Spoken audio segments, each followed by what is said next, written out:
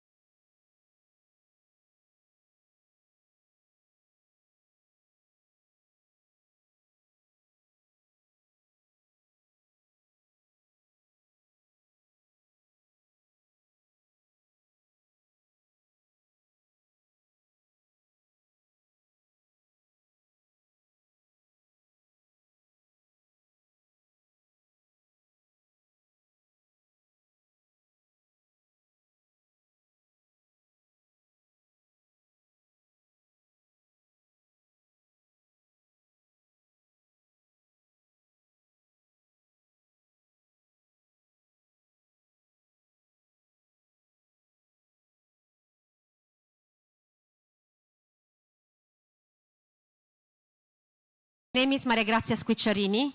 I am Director ad Interim for Social Policies at UNESCO. It is my great honor and pleasure to welcome you all to the 7th International Conference of Ministers and Senior Officials responsible for physical education and sport. So, allow me to invite Mr Farid Gayibov, Minister of Youth and Sport of Azerbaijan and Chair of UNESCO Intergovernmental Committee for Physical Education and Sport, to come here on the floor. And allow me also to invite Assistant Director-General for the Social and Human Sciences sector of UNESCO, Ms Gabriela Ramos, to open this 7th MINEPS meeting. Without further ado, we are going to start dealing with item 1 of the provisional agenda, that is the opening of the conference, as well as item 1.1, that is the speeches. Over to Minister Gayibov, please. Madam Assistant Director-General, Madam Chair of Executive Board of UNESCO, my dear colleagues, ministers, distinguished guests, ladies and gentlemen, all of you, welcome to Baku, welcome to Azerbaijan.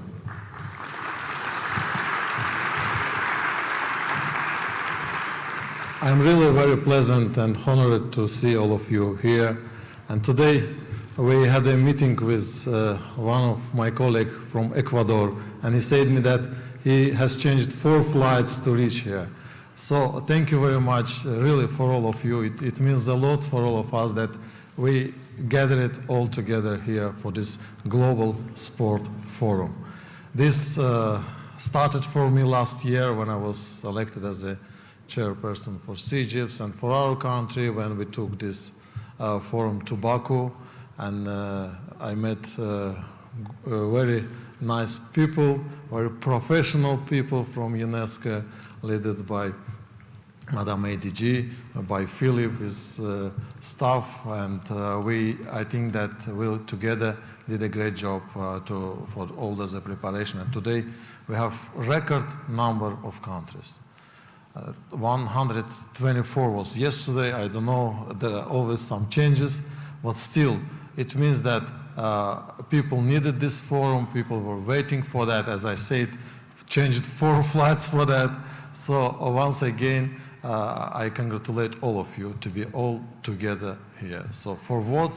For our future, for our healthy, for our sport future, society, for everything. And today on the agenda, we will discuss Fit for Life project, an initiative of UNESCO. I kindly ask you all ministers, my colleagues, or heads of delegation to join this initiative. Actually, we are doing almost the same in all countries. We have the same idea, the same goals. This I understood from bilateral meeting, from the discussion with my colleagues. So I think that agenda is we are very good and fruitful agenda, and I believe that altogether we will have a good decision for us, for our future. I would like also to congratulate our local organizing committee. You know, when it was allocated to Azerbaijan, the president of country established and working group, local organizing committee, where we have deputies from almost all ministers, and I am very thankful to all of them. They are sitting here, deputy ministers. Thank you very much for the support, and we all together with the guys from the organization who's doing organizing most of events here in Azerbaijan, which is Baku City Circuit Company. All together, all the volunteers. I think that we already have a good comments from your side. Then I believe that it will continue till the end of the day. At the end of the, we have a good level of organization. So once again, welcome to Baku, and I wish to all of you fruitful, first of all, decisions, and I believe that together we will have them. Thank you very much. Welcome.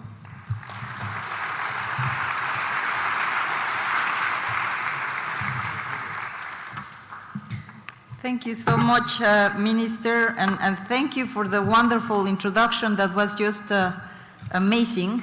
And I think it demonstrates well how much UNESCO can really blend the intellectual contributions, the musical, the sports, and in Azerbaijan, Minister, we are really very, very well served, welcome.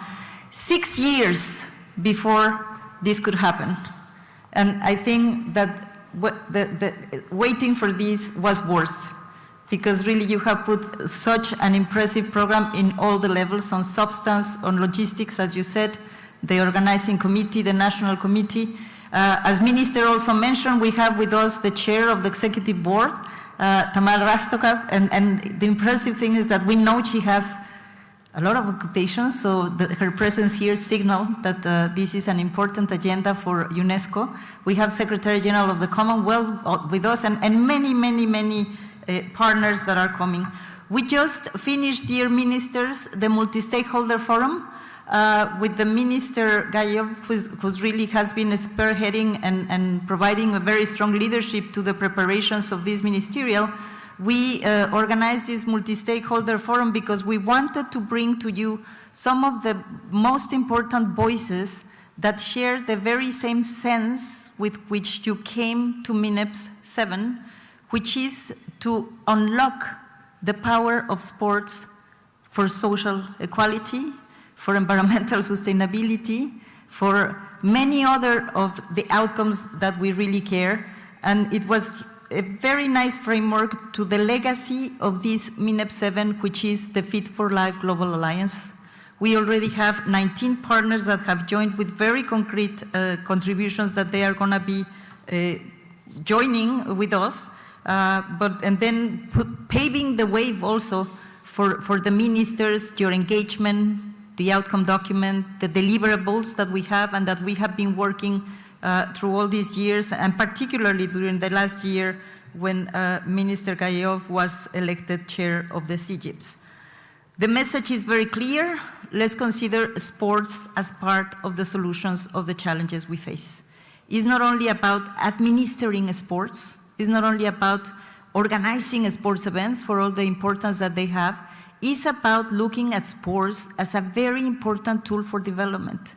And you know it. It's about having you, ministers of sports, engaged, but also the ministers of health, because they really win when you have healthy societies. The ministers of labor, the ministers of finance, they spend less in trying to fix the bad outcomes whenever we have societies that are not up to the health conditions that we want to have.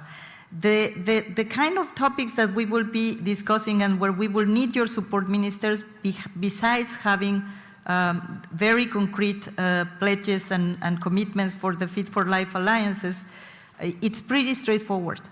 How much we can measure the impact of sports. We need the indicators. How much we can measure the investment in sports. Just to tell you, it is estimated that sport-related health outcomes could add $12 trillion to global GDP in 2040, an 8% boost that translates really in faster growth every year. By building pathways between sports ministries and non-sports ministries, Fit for Life will encourage a strong cross-sectoral policies that will generate enormous cost savings for governments. Sports is key to changing and shaping systems through values education, through social-based programs, and valuable contributions from each one of you. So let's use sport to empower everybody, particularly girls, women, young people, with all the questions of mental health conditions, and advance inclusion, diversity, and sustainability. You will also have seen, because we were benefiting from the work of Ambassador Abdullayev and the leadership of Minister Gayibov, because the executive board approved a decision including all of these elements that I'm mentioning to you.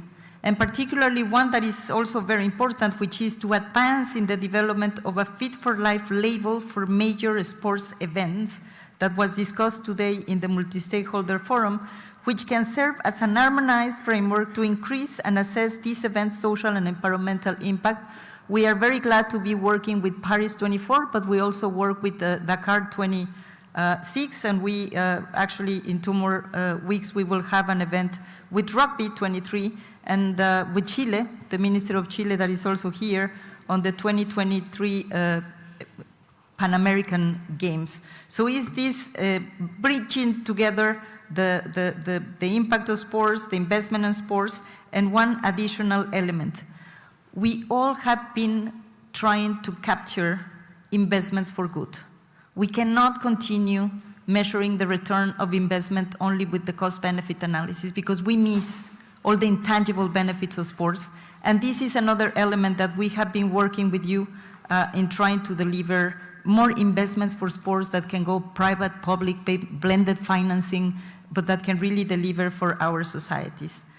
And finally, building on the normative foundation of the International Anti-Doping Convention, and I salute also the chair of the Anti-Doping Convention, Marcos Diaz, who joined us also today, we must collectively anticipate challenges and means to tackling them for a robust sports integrity ecosystem. And we will be advancing this collective action with the Fit for Life alliances, including in these very important topics. So what we would like to see is that you all embrace the Fit for Life Alliance, that the amazing work and organization that Azerbaijan has provided for hosting this impressive event deliver very good outcomes, and that we can be proud whenever we talk about the long-awaited MINEPS 7. Thank you so much, Minister. Thank you so much to all of you that have been engaged. I see Mariana there, and the artist, Normi, the impressive artist. And thank you so much, and let MINEPS 7 begin.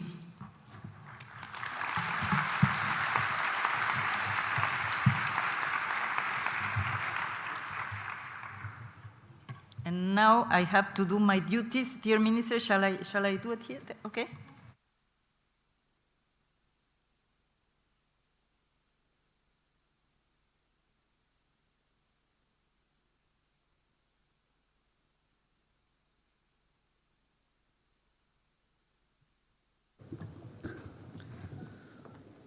So, Dr. Squicciarini mentioned that we approve item 1 and item 1.1 of the provisional agenda. Let me just ask you ministers and go into item 1.2 of the provisional agenda, which is the adoption of the rules of procedures. This item underscore Director General has drawn up the provisional rules of procedure contained in document SHS/SPR/MINEPS/2023/1. This document reproduces the relevant annex of the official invitation letter to this conference. In accordance to Rule 17 of the Provisional Rules of Procedure, the conference adopts its final rules of procedures by a simple majority of the chief participants present and voting. So may I assume that the conference approves the rules of procedure? So we consider them approved. I don't know if we have a... Now, thank you. We go now to item 1.3 of the provisional agenda, adoption of the provisional agenda. May I ask whether we can adopt the agenda, which in provisional form is contained in document SHS/SPR/MINEPS/2023/2. So without any comment from ministers, we consider that the agenda is also approved. Now,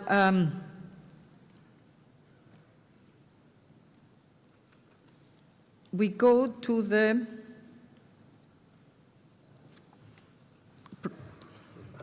item 1.4 of the provisional agenda, which is the most important part of the whole thing, which is the election of the president, because this is your chair that will be conducting the proceedings. And so we are moving to this point, and the Intergovernmental Committee for Physical Education and Sports has suggested that the host country be invited to preside over MINEPS 7. And may I ask whether the conference agrees, and I would say by acclamation, that the Republic of Azerbaijan is elected president? So by acclamation.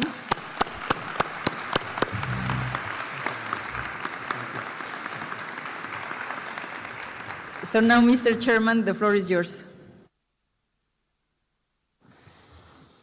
Thank you very much, Madam IDG. Thank you, dear colleagues. So we move to the item number 5, which is election of the Vice President and Rapporteur. I have the pleasure to continue this. Pursuant to the Rule 3 of the Rules of Procedure, the Conference elects Vice President and Rapporteur, who, together with the President, constitute the Bureau of the Conference. So the Conference may wish, out of concern for equitable geographical distribution, to consider the designation one representative per electoral group. That is the Vice President and one Rapporteur. The term of the office of the Bureau of the Conference shall end upon the closure of the proceeding of MINEPS 7. We have been informed that for electoral groups number 3 and 4, consensus was reached on the candidates for vice chairs. So, Group 3, Latin America and Caribbean, is Chile. Should they come? Invite them? Group 4, Asia Pacific, is Thailand.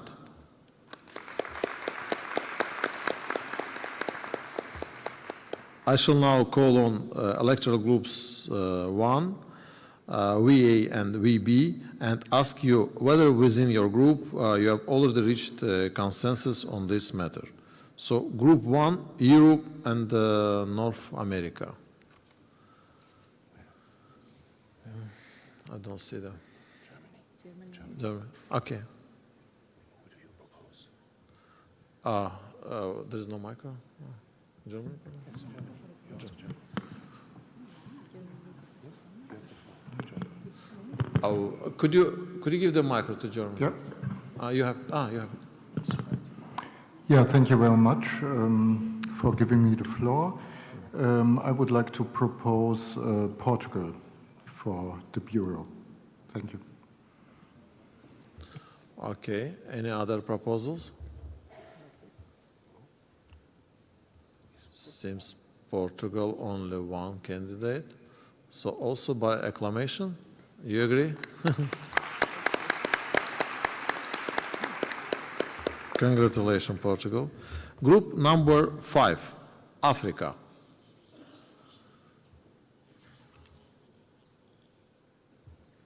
Africa, we need proposals. I don't see if you have any. To raise the plate very high. So we can see it. If you are trying to raise, I don't see, please raise it higher. No? But we have to choose one vice. Okay. Okay, please. Yes, I see now. We propose South Africa. South Africa. Je propose Maroc. Okay, it's getting difficult. South Africa, Morocco.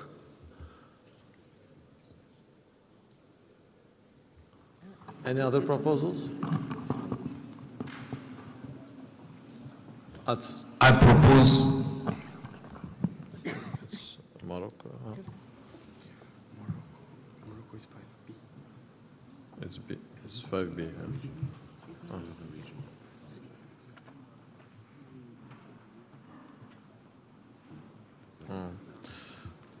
Well, I've been told that Morocco can be next group, so we go only for South Africa, and again, this is the only one candidate for the moment, which I see. Yeah. So then again, I think we can do it by acclamation, if you don't mind. Of course.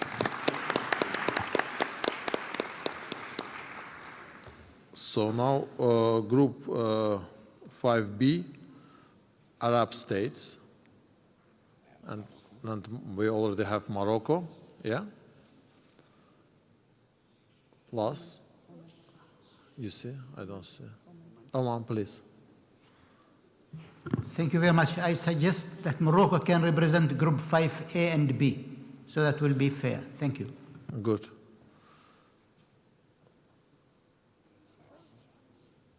I don't see any other proposals, so if you don't mind, let's... You can't have a country representing two regions. It's only one country per region. Yeah, but Morocco is Arab states, yeah? Yes. Yeah. So we It's can? 5B. Yeah, 5B.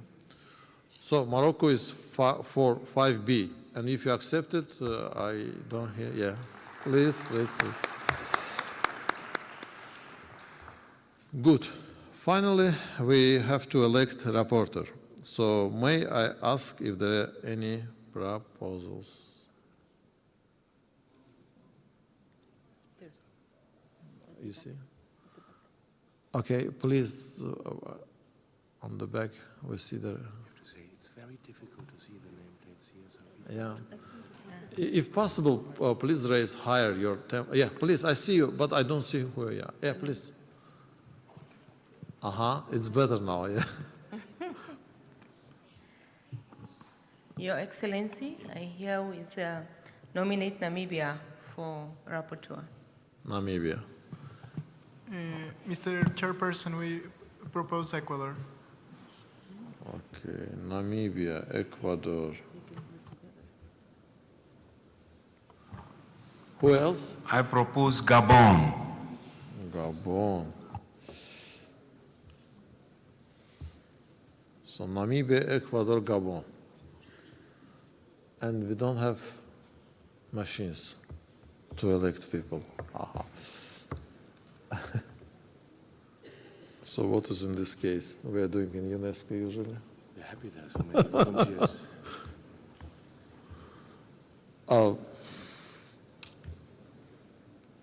Can we have more than one reporter? No, it's not possible. They need to get together and agree Yes. who they want. May They I need ask to that get these together three and countries agree. get together and agree amongst themselves? Yeah, but when? We give them time? Or? Yes, they can come back and we confirm this at the end. Probably Margarita can help us with that, to bring all three of them together and to agree in one between it. They have the time until the end of this morning session. And No. confirm this. No, before the bureau meeting, before the coffee break, we need to know. So, okay, Philippe, help me with that. So before the coffee break, we have to choose one person. For that, Margarita will bring three of them together, and they will propose one candidate out of three. Okay, and then we will vote before this. Before we go to the coffee break. Because that's when the bureau will meet. Okay. So then we continue, right? Yeah. The bureau will meet the first time today at In the coffee break, during the coffee break in the room A2. This is for your information, and simultaneous translation in 6 languages will be provided as well. So, honorable delegates, the conference will conclude with the adoption on 29th June afternoon of the Baku outcome document. The draft of the so-called Fit for Life Alliance was amended by the Intergovernmental Committee for Physical Education and Sport of UNESCO and circulated by the mail to all member states for comments.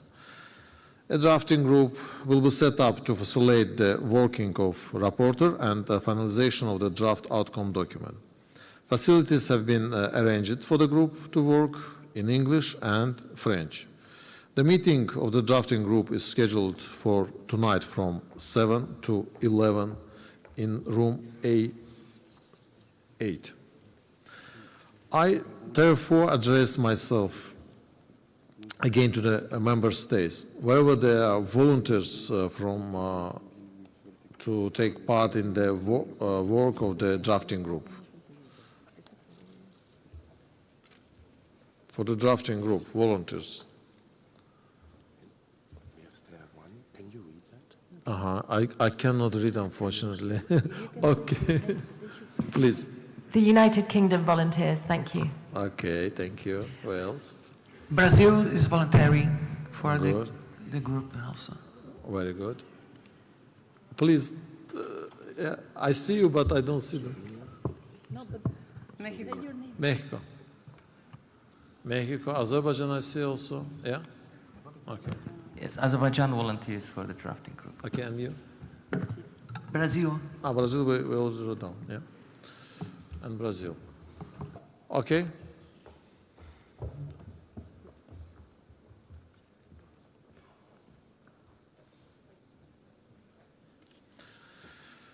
So we continue then. Before we move to the next agenda item, let me make some announcement. After the closure of the opening session at 18 o'clock, we will all gather to take a group picture. Please don't miss this moment for illustrating our diversity and unity. From 6:30 to 7 in room A1, the United Kingdom and UNESCO will co-host a side event on impact investment in sport. At 7:30, we will all gather for our gala dinner. Shuttles will take you from the conference center or the Marriott Boulevard Hotel to the Buta Palace restaurant. I've just been informed that the Minister of Uzbekistan will have to leave for an urgent matter in his country, and therefore, with your permission, I would like to invite him to deliver his 3-minute national statement now. Please, our dear friend, Minister of Uzbekistan, you have the floor.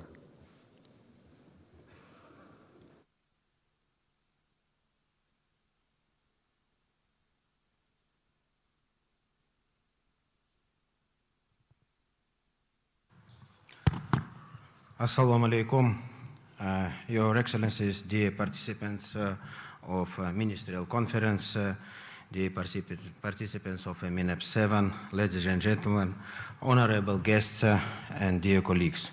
First of all, I would like to express my gratitude for the invitation to the 7th International Conference of Ministers and Senior Officials responsible for physical education and sport. And I am very pleased to note that high-level organization of this conference.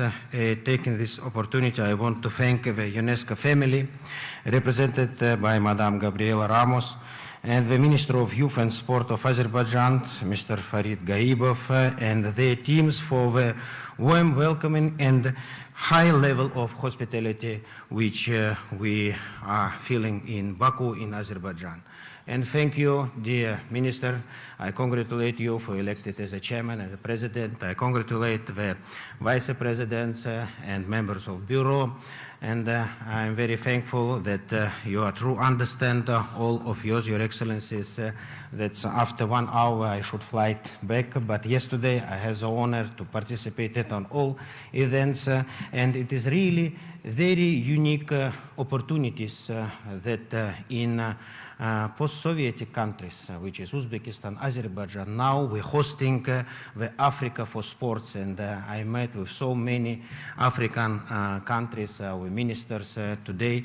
I had many meetings with my colleagues, and they all very impressed, and I'm sure that all this atmosphere and environment will be in this cathedral, will share with all of you for the thankful words. Today, in the occasion of the conference, we have the opportunity to discuss the future projects, improve sport practices, increase investment of the sport, exchanging the physical education. The conference is a good chance to us to define the future of the sport for development ecosystem, culminating with the launch of the Fit for Life Alliance. And yesterday we discussed about this program, and from Uzbekistan we fully support this Fit for Life platform. Dear colleagues, huge efforts are being made in our country, Uzbekistan, to create the necessary conditions for the population to engage the physical education and mass sports. And to achieve these high results from the government, they pay special attention. And I want only to share with all of you that Uzbekistan, with 36.5 million population, and 30% of them under 30 years. And today, the attention of the youth and developing the sport through the involving the youth generation to the sport, it's, I think, that's main our issues and main our order. And in our country, each year we involved more than 6 million our young generation from 7 to 30 for many part of sports, and I give all the information to the website of UNESCO, and I think that Madam ADG Gabriela Ramos give more information for how we can change our experience, how to involve the young people to the popularization of sport and use the free times of all of our young generation.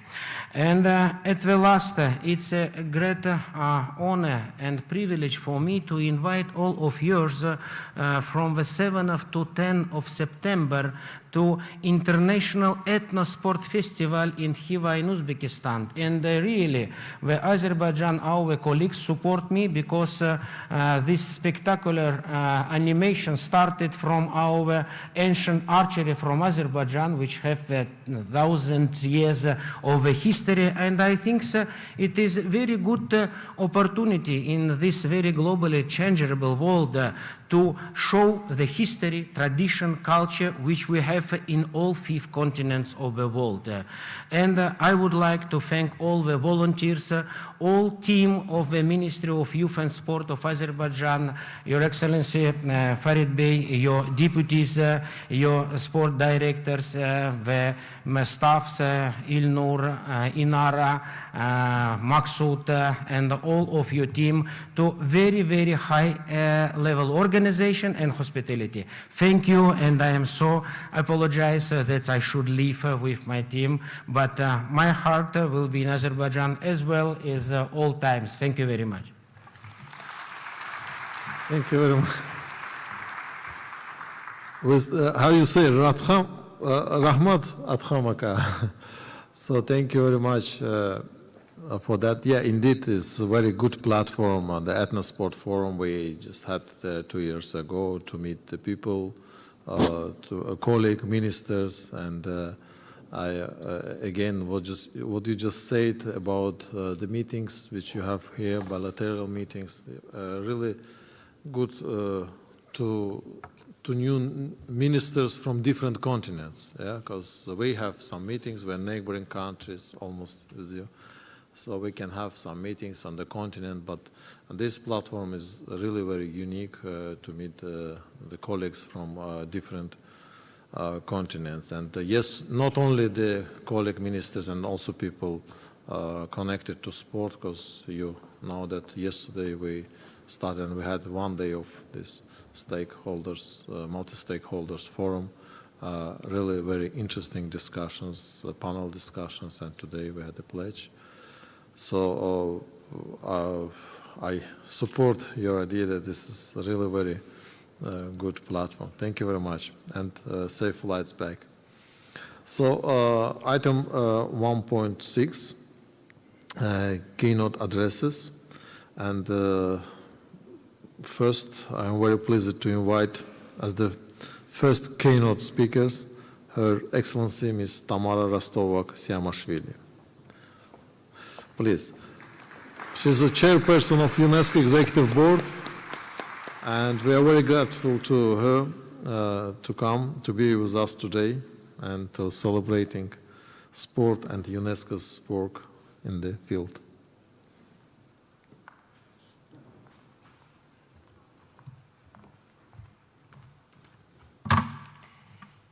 Dear host, Mr Gayibov, Excellencies, dear Assistant Director-General, Ms Ramos, distinguished delegates, ladies and gentlemen. It is a true pleasure to be here with you all today at the opening of the VII International Conference of Ministers and Senior Officials responsible for physical education and sport. In the multilateral world, there are a number of events that can make a significant difference in their field of competence, and MINEPS is definitely not to be missed opportunity to advance the policies in the fields of sport. In fact, this international conference has accustomed us to the high level of ambitions. The action plan that was adopted at the last session remains a strong reference that guides our actions in this regard. I have a privilege of currently serving as a chairperson of the UNESCO's Executive Board, and I can testify how the issue of the sport is of the crucial importance to its member states. I'm pleased to see the support to this area of our work that is constantly expressed during the meetings of our governing body, and I warmly welcome Azerbaijan's strong commitment to hosting this conference and supporting our Ambitious Fit for Life program. And my personal gratitude goes to the Mr Gayibov and his capable team. One of the most noble functions of our executive board is to serve as a laboratory of ideas and to pave the way to positioning UNESCO where it matters the most. The adoption at the last session of the executive board of, for example, Bicycle for All initiative is just one of such examples. The importance of sport is indeed universal. Ladies and gentlemen, I believe that today we are contributing to the mentality shift. We are lifting the boundaries that have been traditionally separated sport from other areas such as education, health, and inclusion. UNESCO's Executive Board has encouraged on several occasions the exploring of the social dimension of sport to uncover its untapped potential for inclusion and development.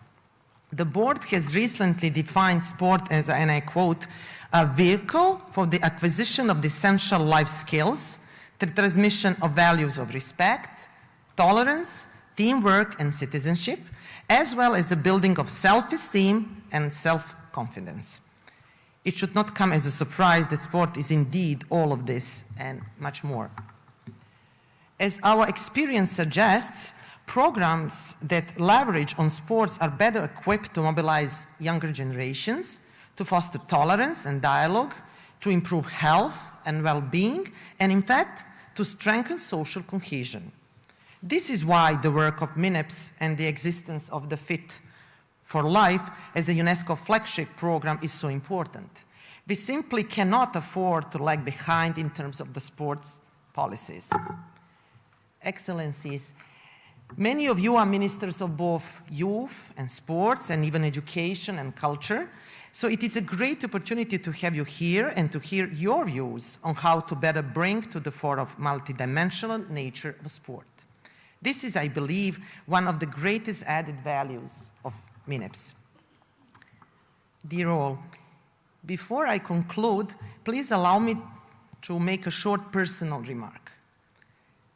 As well as being chairperson of the executive board, an ambassador and permanent delegate of Serbia to UNESCO, one of my greatest responsibilities is being a proud mother of the basketball player who is pursuing studies and sport simultaneously. Putting an end to the division between sport and education also means ensuring the possibility for new generations to pursue accessible and inclusive educational and sport programs. Young people should not have to choose between nurturing their bodies or their minds. In conclusion, let us cherish this opportunity to think holistically around the fascinating world of sport and take concrete actions to enable its transformative power. And let's not forget to celebrate, because the capacity of sport to unite us all and to foster mutual understanding is truly unique. Thank you very much. Thank you. Please don't leave us. We kindly invite you to join us on the stage. Thank you. I now have an honor to give the floor to Baroness Patricia Scotland, Secretary-General of the Commonwealth.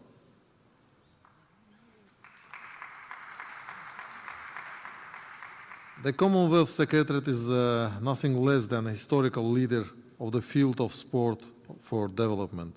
UNESCO has worked very closely with the Commonwealth Secretariat since MINEPS 6, and we heard in this morning's multi-stakeholder forum about their joint forthcoming sport and CDG impact report. Please, Baroness. Thank you very much. And it's an amazing opportunity to be here with such friends, to follow Gabriela, to you, Honourable Minister, who've done an incredible job, but also to follow Tamara. I would just like to mention that we have 3 women on this platform, and that is, I think, an historic moment.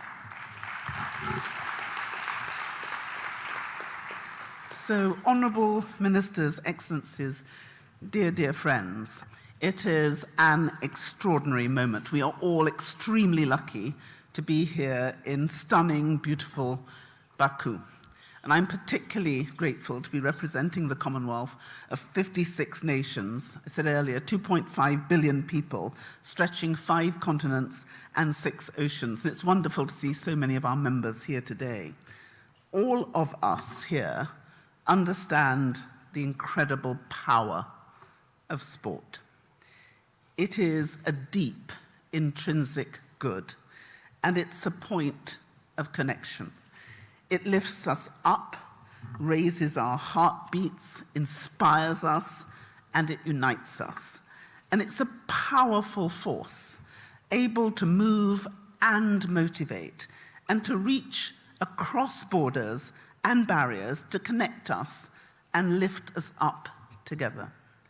It's essential that the things we want for society, peace, safety, and kindness, integrity, equality, respect for human rights, health, happiness, development, and sustainability run through sport. And we here in this room have the power to ensure that these qualities do run through sport. And if we achieve that, because of the sport's power, they can reflect back through society. And this is a point of principle and of policy for the Commonwealth. And it's recognized unequivocally by our heads of government. And we've seen it on display so often in our own countries, in a flagship global sporting event such as the Tokyo Olympics in 2021 and the Commonwealth Games in Birmingham in 2022, which was the first ever gender-equal integrated games where all the athletes of all abilities actually gamed together. And I know today that I'm preaching to the converted. As ministers, officials, and leaders in diplomacy, business, and philanthropy, I know you all see and understand sport's power as well as anyone. The question is, how do we work skillfully, deliberately, collectively, collaboratively to harness the full capacity of sport to make the difference we need to see? What concrete actions can we take away from Baku? What new ideas can we generate? What new partnerships can we forge to take us the extra mile on development, on sustainability, on equality and inclusion, on prosperity, and on peace? It has never been more important to ask ourselves these questions. We all know that the world is tightly bound by a tangled knot of crises spanning global systems. A world living with the social, political, and economic consequences of COVID-19. A world of crippling debt, rising inflation, and high interest rates, of spiraling costs of food and energy. And we're grappling with the tremors of instability and conflict. And all the time, we're buffeted by the increasingly harsh impacts of climate change. Each of these challenges can be characterized as a grave and serious crisis, but they are interconnected and they entwine and worsen one another. Yet, as the challenges intensify, we are losing momentum, and the gap between where we are and where we need to be is widening, while the window of action continues to narrow, and the deadline for the Sustainable Development Goals is close, but we remain off track. So at this moment of great challenge, this is the right time to gather together here in Baku and build closer partnerships and provide the answers. The Commonwealth is proud to have partnered so successfully with UNESCO in providing the essential framework to take us forward through quality data. For so long, the policy world has neither prioritized nor invested in the effective data gathering and evidence-based storytelling which demonstrates the real social returns on investment in sport at all levels.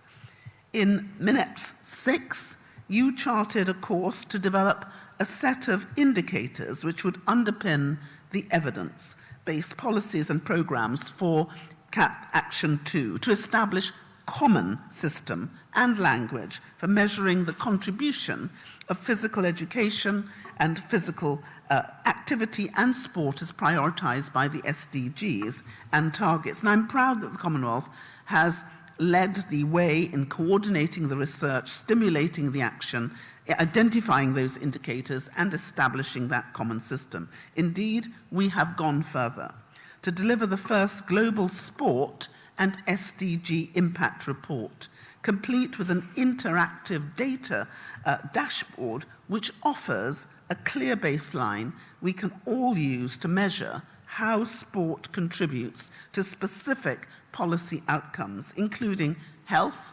education, gender equality, social inclusion, and economic and sustainable development. By working together to create the evidence base, we can monitor and report on key sport and SDG indicators, and we can establish a transparent accountability framework which public and private investors can access to show that every dollar spent on sport provides a positive, tangible return which makes a difference in the world, and to show how sport and physical activity contributes to happier, healthier societies, and to show how sport and physical activity boosts productivity, trade, and economic growth, to show how sport and physical activity breaks down the barriers between us, builds kinship, inclusivity, and peace. So we can all know that providing opportunities through sport to a young girl in a rural poverty is the right thing to do, not only because we feel it and believe it, but because we can prove it. Investment in sport can be a catalyst for transformation at all levels. And the Commonwealth, in partnership with UNESCO, is working to translate the laudable intentions we all share into measurable action which can be taken by international institutions, governments, businesses, third sector organizations, not only in the Commonwealth family, but the whole world over. And UNESCO's role in this is pivotal. I'm proud of this, and I'm proud to make this work available to all of you. And I'm proud, too, of the mass open online course of sport and the SDGs that we've delivered with the Australian government and our partners at sportanddevelopment.org. This course is free and it's accessible to all official UN languages, and so far it has been accessed by more than 6,000 learners in 187 countries. But I'm restless for more. Data is the foundation for the work we have done together, because data is the critical foundation both for smart decisions now and for future success of our economies and public services. And it is with data and the use of data skillfully, it is the catalyst we need to transform the incredible perspectives, the capabilities and resources represented in this room today into real collaborative power. For this reason, I've invited Amina Mohammed, the former Cabinet Secretary for Sport, Heritage, Culture in Kenya, to become my special envoy for sport, enterprise and development. And in Silicon Valley recently, I forged a new consortium of the leading global firms and academic institutions to unlock the power of artificial intelligence for the Commonwealth's most vulnerable states, to help them overcome a range of complex challenges, from trade bottlenecks to the intensifying impacts of climate change. And at the same time, we're training thousands of senior officials. But we can do so much together. There is no reason at all why we cannot build an equivalent consortium for sport.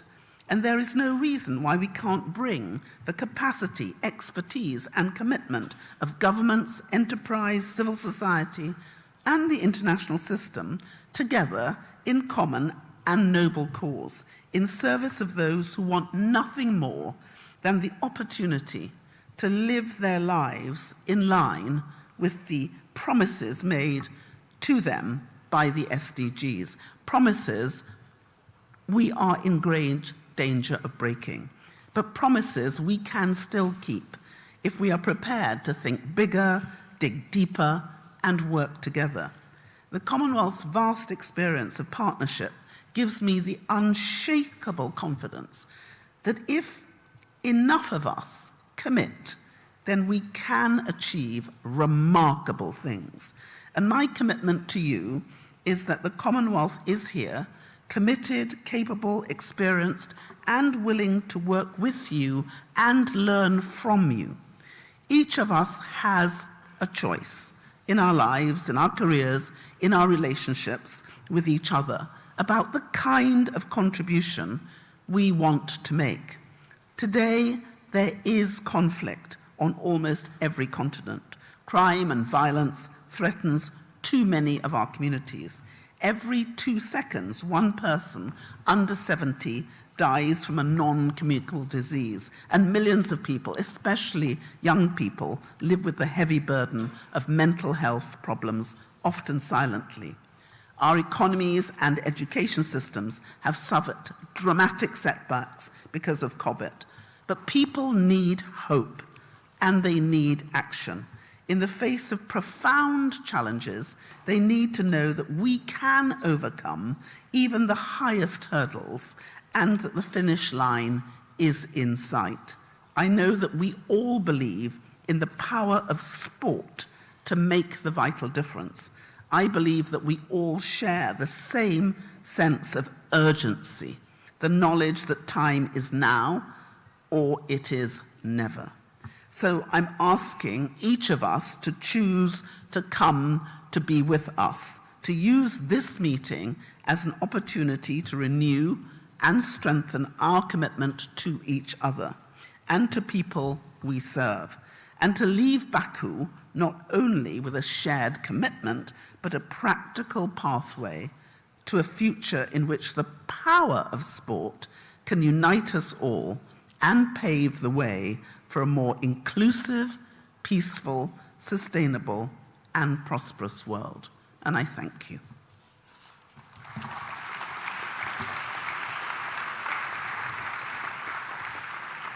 Thank you very much, dear Baroness. Well, some of keynote speakers could not join us to this meeting, but they have video messages to us.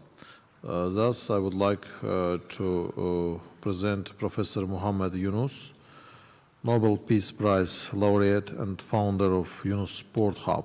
Professor Yunus is a true champion in using the combined power of sport and entrepreneurship of empower youth and promote social inclusion.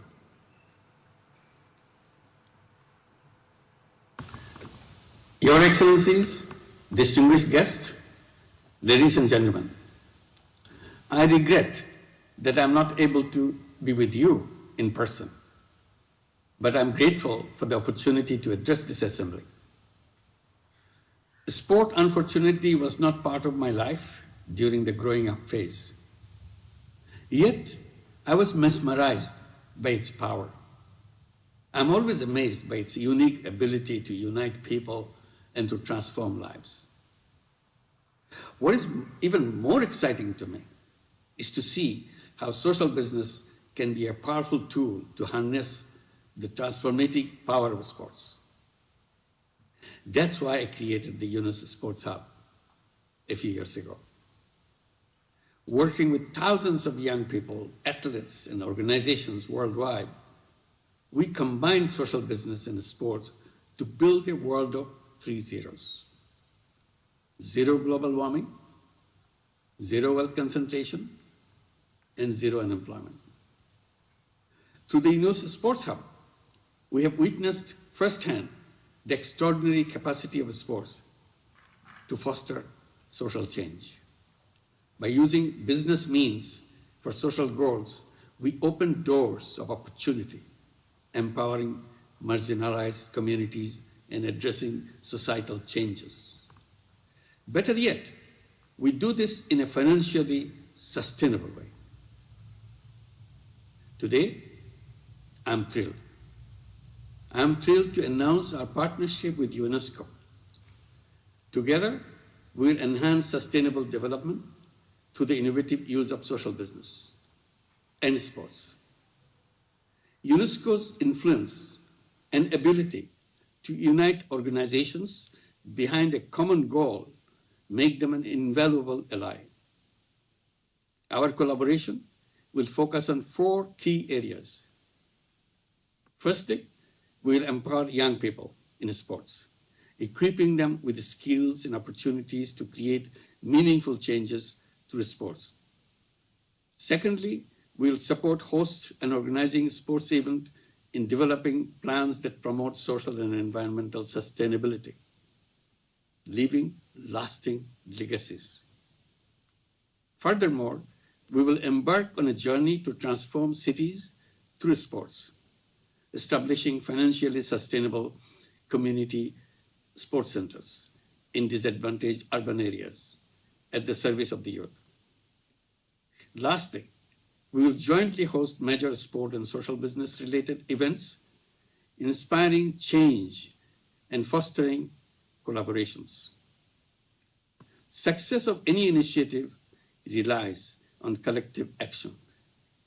Only through our shared commitment as athletes, sports organizations, business leaders, governing bodies, and communities in sports, we can create a society that harnesses the power of sports to uplift lives, particularly those who need it the most. Today, I call upon each one of you to embrace the social business concept in your own sports policies. Together, we can all build a future where all youth have access to opportunities that will allow them to thrive. UNESCO Global Sports Conference MINEPS 7 is the perfect moment and the perfect platform to get this started. Let's make it happen. Thank you very much.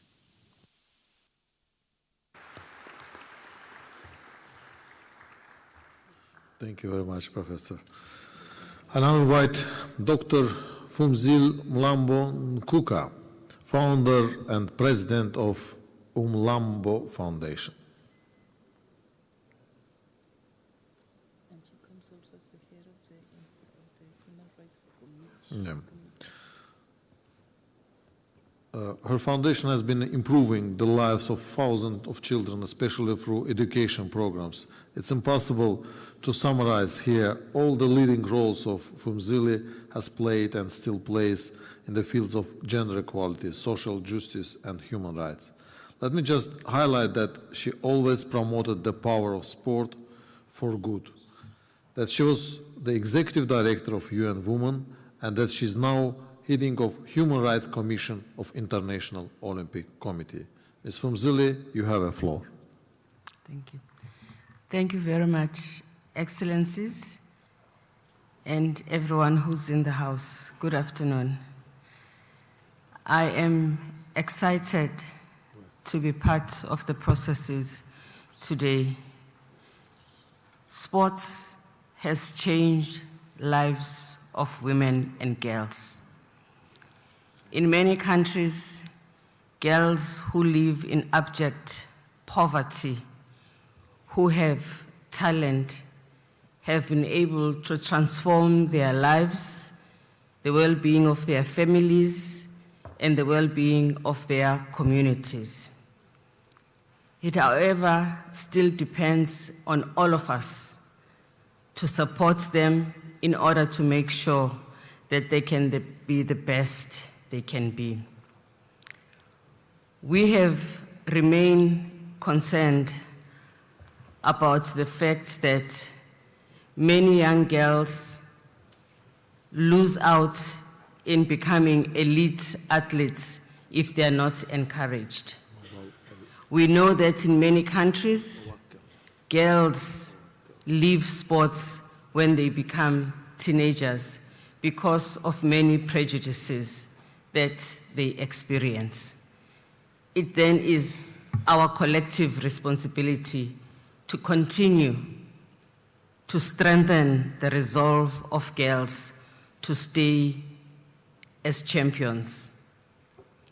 It is also important to engage girls and encourage them to participate in sports for their health because of the role sports plays in health. I have also seen sports for girls who live in difficult situations, how it gathers young people from the streets into a life that is more structured and more enabled. But also, sports is important to create role models, people that young people look up to, people that even old people like myself adore and look up to. So whichever way we look at it, there is a win, win, win all the way. As we are now fighting against the disasters of climate change, in many of our communities we are losing the infrastructure we need for sports. I would like to ask that those of you who can, remember that we need to invest in the infrastructure in poor communities. In many poor communities and in the schools that I work with in South Africa, sports is the only joy some children have. If we can support them, if we can make sure that we preserve that infrastructure, we give them a possibility to be the best they can be. So it's on us, because if not us, who? To support these young people and to make sure that girls and women have a bright future through sports. Thank you.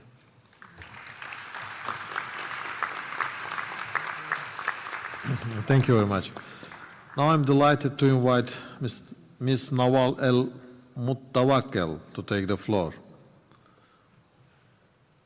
Ms. El Mutawakkel is the Vice President of International Olympic Committee, an accomplished Olympic athlete and former Minister of Youth and Sport of Morocco. She embodies female leadership in and through the sport. Ms. El Mutawakkel, you have a floor. Thank you, Mr. Chairman. Chairman, Excellencies, distinguished guest ladies and gentlemen, good afternoon. Assalamu alaikum wa rahmatullahi ta'ala wa barakatuh. Allow me to thank the host, Azerbaijan, and our long-time partner, UNESCO, for extending this kind invitation to the International Olympic Committee, to whom I belong to thank you also for your warm welcome and hospitality. Happy to be with you this afternoon as also a former minister twice under two governments and also former Olympic champion. So I really understand the impact of sports on communities and the impact of sports that did on me a few years ago, some 40 years ago. It only took me 54 seconds to change me to what I am today. So since then, I strive to also work with the young communities so that they understand the impact of sports in their lives. So as a leader of the Olympic movement and guardian of the Olympic Games, the vision of the International Olympic Committee, to which I belong for nearly 25 years now, is to build a better world through sports. This is a priority outcome for the International Olympic Committee and across much of the sports and Olympic movement.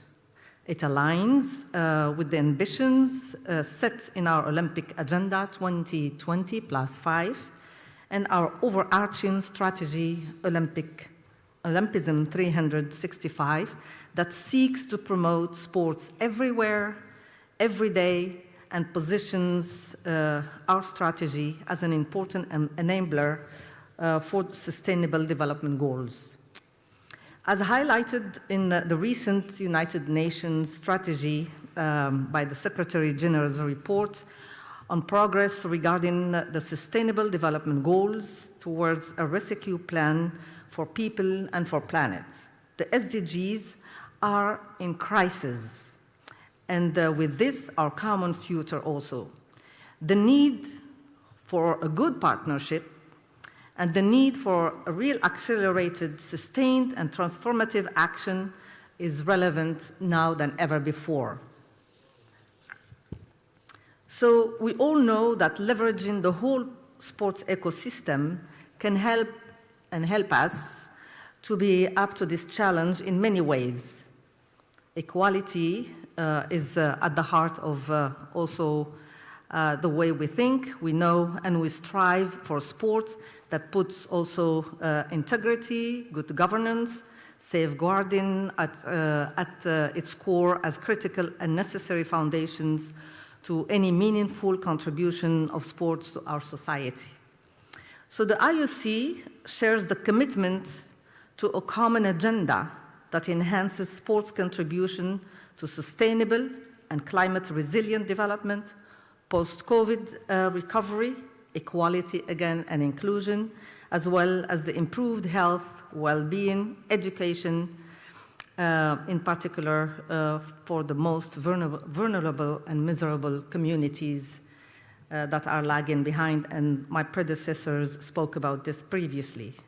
This is at the core of our Olympic Games model and the core of its legacy approach, as well as of our wider work to promote Olympism in society at large. And this morning, you've heard from our IOC colleagues speaking about the impact of legacy after the Games. So we have earmarked substantive resources through 2025 to advance this shared objective via Olympism 365 by directly supporting national Olympic committees, and maybe some of you are here, to engage with this development agenda through the Olympic Solidarity, Olympic Values, World Program, and co-investment in broader multi-stakeholder coalitions, which have been mobilized to achieve our collective ambition. For example, just to state just a few, a consortia of sports, youth development, and employment organizations who will support the development of vocational, digital, and socio-emotional skills for 50,000 young people across 15 countries in Latin America through sports and Olympic-based program. And I'm sure some ministers from this part of the world are already aware of this program. And other consortia focused on contributing to public health, equality and inclusion, and youth crime prevention outcomes through sports-based policy and programs. So synergies among multi-stakeholders interventions that maximizes the impact of sports-based policy and programs efficiently are very critical.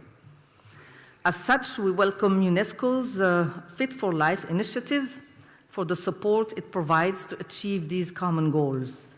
It complements other global and regional policy frameworks spearheaded by the United Nations, the intergovernmental system, and global actors that deliver on SDGs and are coherent with the Kazan Action Plan. These multiple and important frameworks support public authorities and the whole sports and development ecosystem in this common goal through different entry points. We believe, as IOC, in a consortia approach around co-produced and complementary initiatives that can offer greater potential for additional buy-in, for additional investment, and resources at national, international level from diverse stakeholders. This can significantly scale contribution and scale also impact while recognizing different governance model, finding mechanism, branding, and accountability approaches. Let me therefore reiterate the IOC readiness with the support of its movement to continue to seek constructive pathways for collaboration with public authorities, UNESCO, and the variety of other partners of sports and wider sustainable development ecosystem that convey our shared value and ultimately allow for inclusive, safe, resilient, and sustainable communities through sports. We are encouraged by the simultaneously debates in the multi-stakeholder forum, and we look forward to the discussions which will continue to unfold in the next few days and to working together in these common goals. In the meantime, I'm waiting for you tomorrow, 7 o'clock, to all run together. Thank you for listening, and Eid Mubarak Saeed for the Muslim community. Thank you.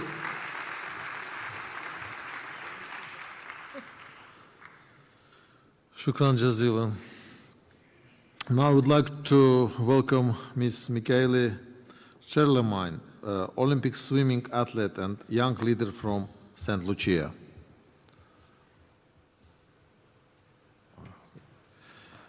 It's great to see how many athletes start their social engagement at such young age. As for all its activities, the social and human science sector of UNESCO include powerful young voices to encourage the development of sport policies that target the most vulnerable groups and foster grassroots participation. Mr. Charlemagne, you have the floor. Thank you. Ladies, gentlemen, and esteemed government officials, I bid you a pleasant good day. The benefits of physical activity, and by extension sport, are immeasurable, and I am a living testament to how it can transform lives. My journey with physical activity started at the tender age of 2.5 when my parents enrolled me in swimming lessons. They felt that it was necessary for me to learn this important life skill as we lived on an island. I also played lawn tennis, did track and field, and danced. After just 2 training sessions, I decided that track was definitely not for me. I quickly found that I was more rhythmic in water, in the pool to be exact. I guess you could say swimming and I were the proverbial match made in heaven. So, ladies and gentlemen, I chose a sport that is not popular in my home country, where there is no Olympic-sized pool, and where the cost of swimming, to put it mildly, is quite prohibitive. Little did my parents know that this single choice of choosing swimming would open a floodgate of opportunities to me. One of them being me standing here giving this address today. In addition to my participation in sport, I have learned the importance of time management and the importance of focus and perseverance, all of which have contributed to my personal, social, and academic development. According to the World Health Organization, 80% of adolescents are not physically active. It is my hope that the UNESCO Fit for Life initiative will change this situation for the next generation, because it does present a unique opportunity for diversity and inclusivity in sport and physical activity. Beyond the personal, swimming has made it possible for me to give back to my community. I have worked with the St. Lucia Aquatic Federation to implement the Swim for All program. I have had the privilege of teaching young people to swim. This initiative is crucial in preventing childhood drownings on the island. As an individual who has benefited from and continues to reap the countless positive outcomes of sport and physical activity, I urge you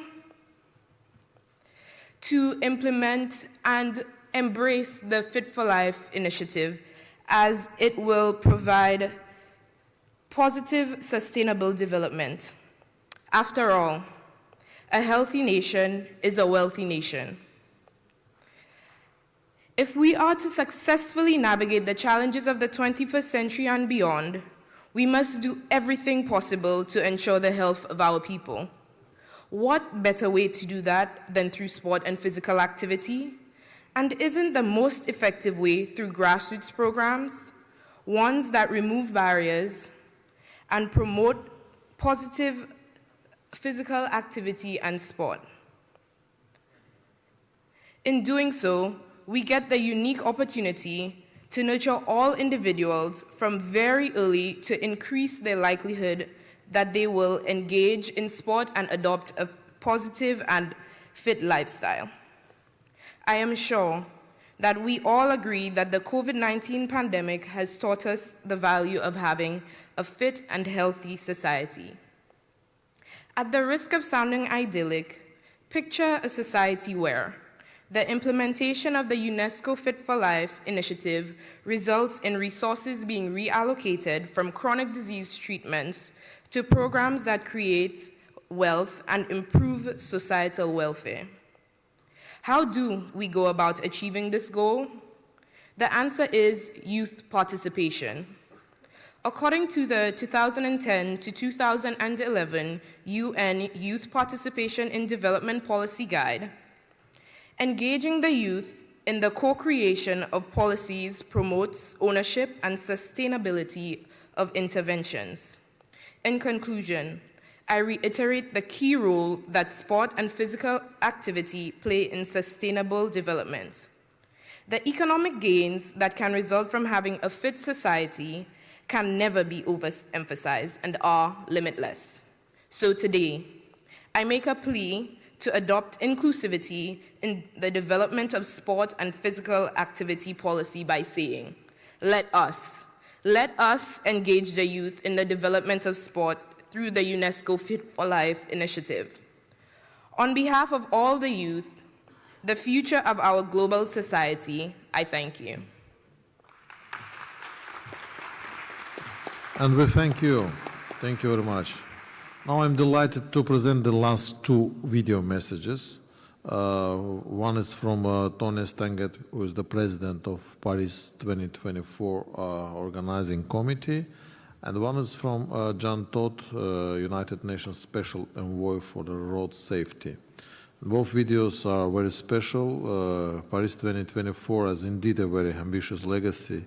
They're using the 2024 Olympic and Paralympic Games to foster positive social and environmental change. Mr. Stanget, multiple Olympic gold medalist, has been leading the work of Paris 2024 to make the Games more sustainable and greener. Exactly what UNESCO is looking to promote through the Fit for Life label for sustainable major sport events. Our cooperation in this framework will contribute to setting a model for future host legacy programs. And right after Mr. Stanget's message, we will see the video message of Mr. John Todd, who has been doing outstanding work in promoting road safety across the world. sport, but conveying essential values, can also be a tool for fostering safer roads and preventing tragic accidents.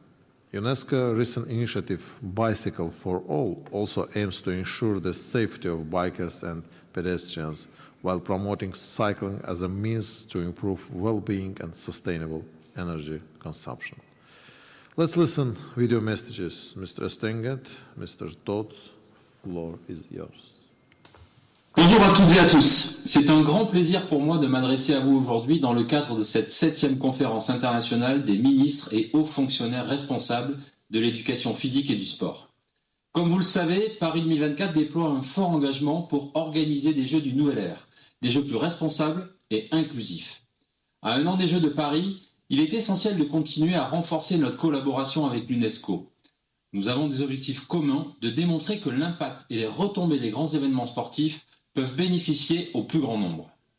Grâce aux Jeux de Paris 2024, nous voulons renforcer la place de l'activité physique dans le quotidien de nos concitoyens, objectif de la démarche globale du programme Fit for Life porté par l'UNESCO.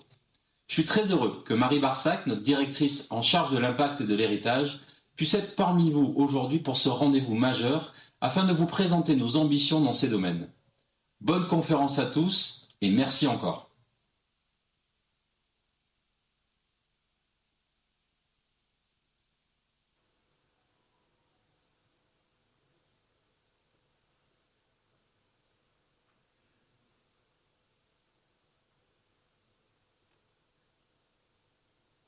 Your Excellencies, distinguished guests, ladies and gentlemen, I would like to start by thanking UNESCO for inviting me to this important event celebrating the power of sport. I want to share a few words in support of the great work the organization is doing with its Fit for Life initiative, which I believe can also contribute to road safety. Our world stands at the crossroad of ecological, social, and economic challenges. But this must also be seen as opportunities, occasions in which we can use sport to reshape systems, policies, and societies to advance sustainable development. Every year, 1.3 million lives are lost in road traffic crashes, and up to 50 million more people suffer life-changing injuries. These numbers are not mere statistics. They represent real people, families, and communities torn apart by preventable tragedies. The UN recognized this alarming issue and acted by appointing its first ever Special Envoy for Road Safety, which I am honored to serve. It also launched a UN Road Safety Fund. We implement a multifaceted approach to reducing road crashes, promoting road safety legislation, safer infrastructure, safer vehicles, more informed road users.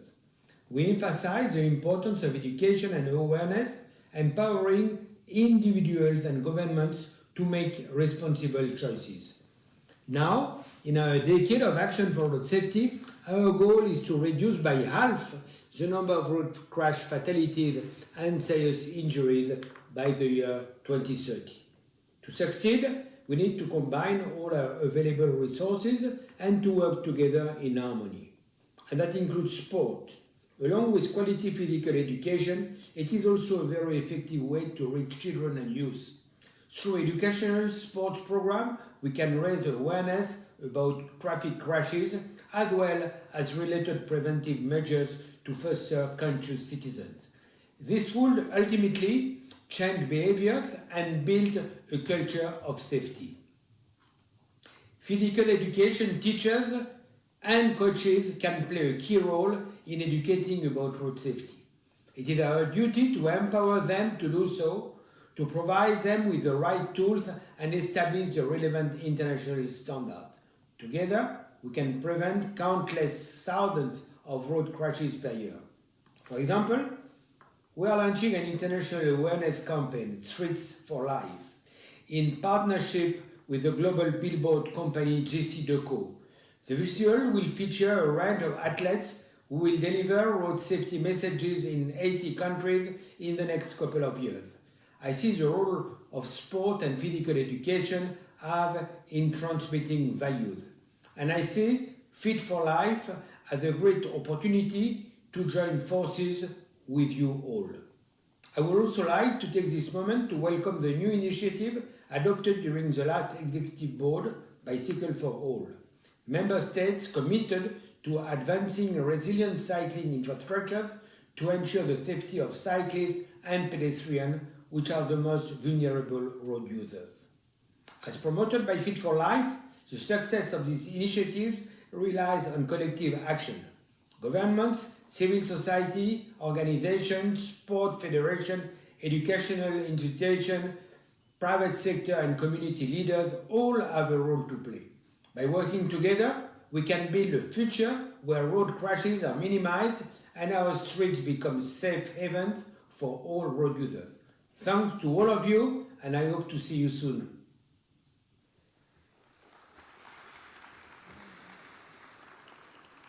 Thank you. The last keynote address from Ms. Geraldine Robert.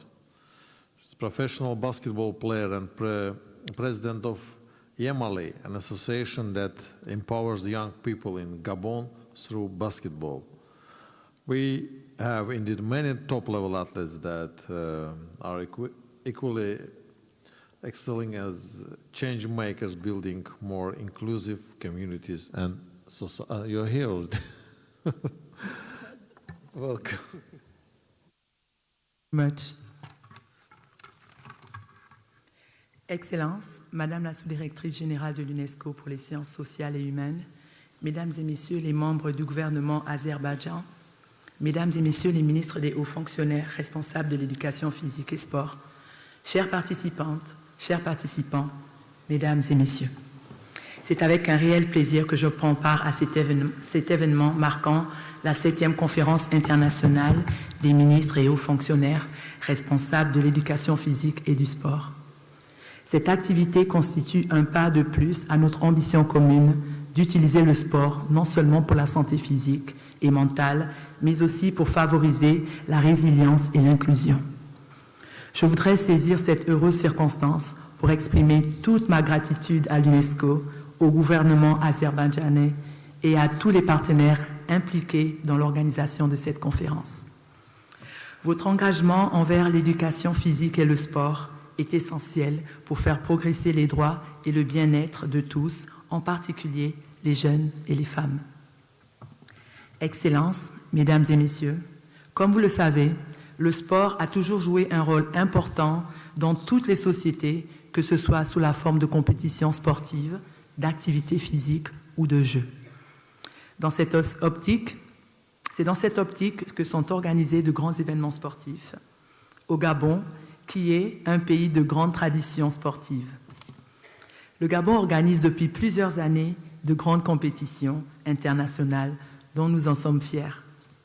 À titre d'exemple, le Gabon a organisé 2 Coupes d'Afrique des Nations en 2012 et en 2017. La tropicale à Missa-Bongo n'est pas en reste. La tropicale à Missa-Bongo est une compétition cycliste internationale par étapes organisée au Gabon. Elle fait partie de l'UCI Africa Tour en catégorie 2.1 points. Nous espérons vous compter parmi nous au cours du mois de novembre pour prendre part au Grand Marathon du Gabon.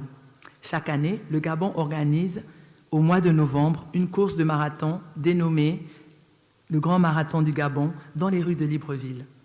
L'épreuve fait partie depuis 2015 du circuit international des IAAF, Road Race Label Events, dans la catégorie des labels de bronze. Nous vous y attendons tous. Excellences, Mesdames et Messieurs, mon engagement pour plus d'équité et d'inclusion dans le sport s'est manifesté en 2009 lors de la création de mon association Yemali, qui est une organisation à but non lucratif. Notre ambition est de former et de perfectionner les jeunes Gabonais dans la pratique du basketball. Nous souhaitons véritablement utiliser le sport comme moyen de réussite et d'intégration sociale, sachant que l'éducation passe aussi par le sport, car le sport est en lui-même une forme d'éducation. Nous avons la conviction que le sport est une forme d'école qui prépare les leaders de demain et qui véhicule des valeurs. Le sport forme les jeunes non seulement physiquement, mais aussi mentalement, d'où l'adage « un esprit sain dans un corps sain ». Je suis particulièrement heureuse de notre association qui célèbre aujourd'hui ses 14 ans. Et depuis 14 ans, nous avons travaillé pour plus de 5000 jeunes au Gabon qui ont pour la majorité bénéficié de plus de 1000 paires de chaussures et de plusieurs dons de fournitures scolaires.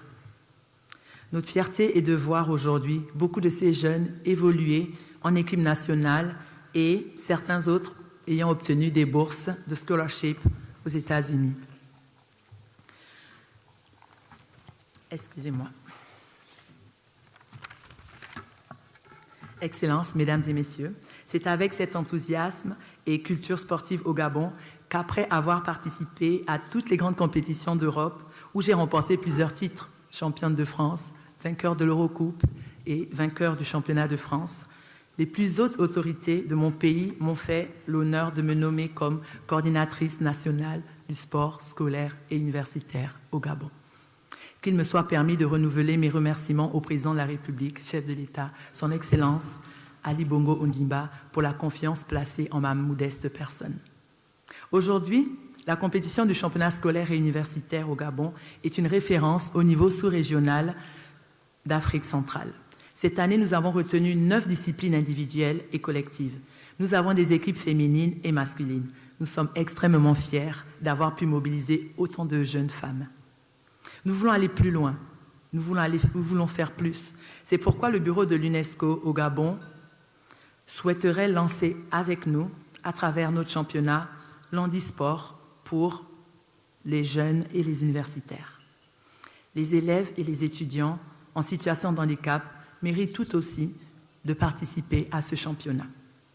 Nos efforts contribuent pleinement aux objectifs de développement durable 4 pour l'éducation pour tous et bien entendu 5 pour l'égalité des genres et l'autonomisation des femmes et des jeunes filles. Excellences, Mesdames et Messieurs, notre engagement envers les jeunes et les femmes cadre bien avec l'un des objectifs du programme Fit for Life, qui est d'utiliser l'éducation aux valeurs par le sport pour rendre les jeunes plus autonomes, promouvoir l'égalité et renforcer la résilience socio-émotionnelle. Nous souhaitons véritablement que le programme Fit for Life, qui a été conçu pour être au service de sociétés inclusives, pacifiques et résilientes, puisse pleinement bénéficier à un grand nombre de jeunes et de femmes au Gabon. Pour clore mon propos, je voudrais remercier l'UNESCO pour l'invitation, l'Azerbaïdjan pour l'accueil, ainsi que tous les partenaires pour la réussite de cette activité. Je parlerai sous le contrôle de mon patron, M. Franck Guéma, le ministre des Sports et de la Jeunesse du Gabon, en disant « Le Gabon est prêt pour le programme Fit for Life ». J'aimerais terminer avec cette phrase de Nelson Mandela, « Sport a the power to change the world ». Thank you very much.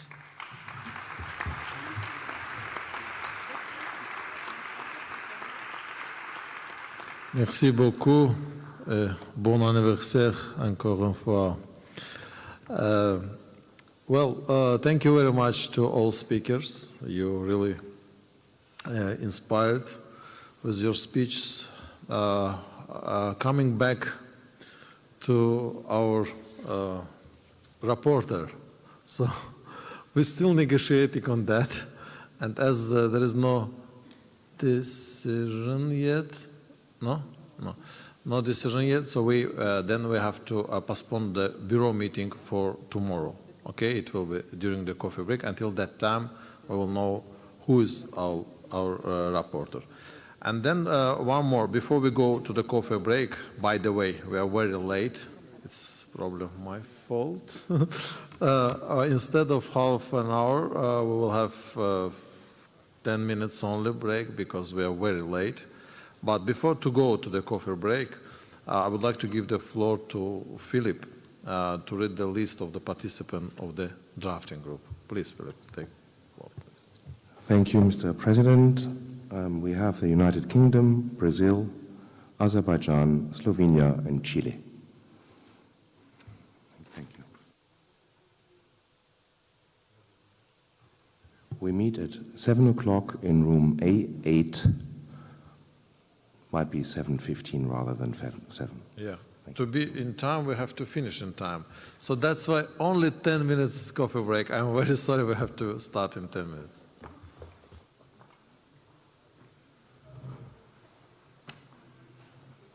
Excuse me, Mr. Chair. We have a real hard time to see nameplates here, so I really apologize. When you raise your plate, also through the mic, mention your country names. We have Namibia and Italy also taking part in the drafting group. I read again: UK, Brazil, Azerbaijan, Slovenia, Chile, Namibia, and Italy. Thank you.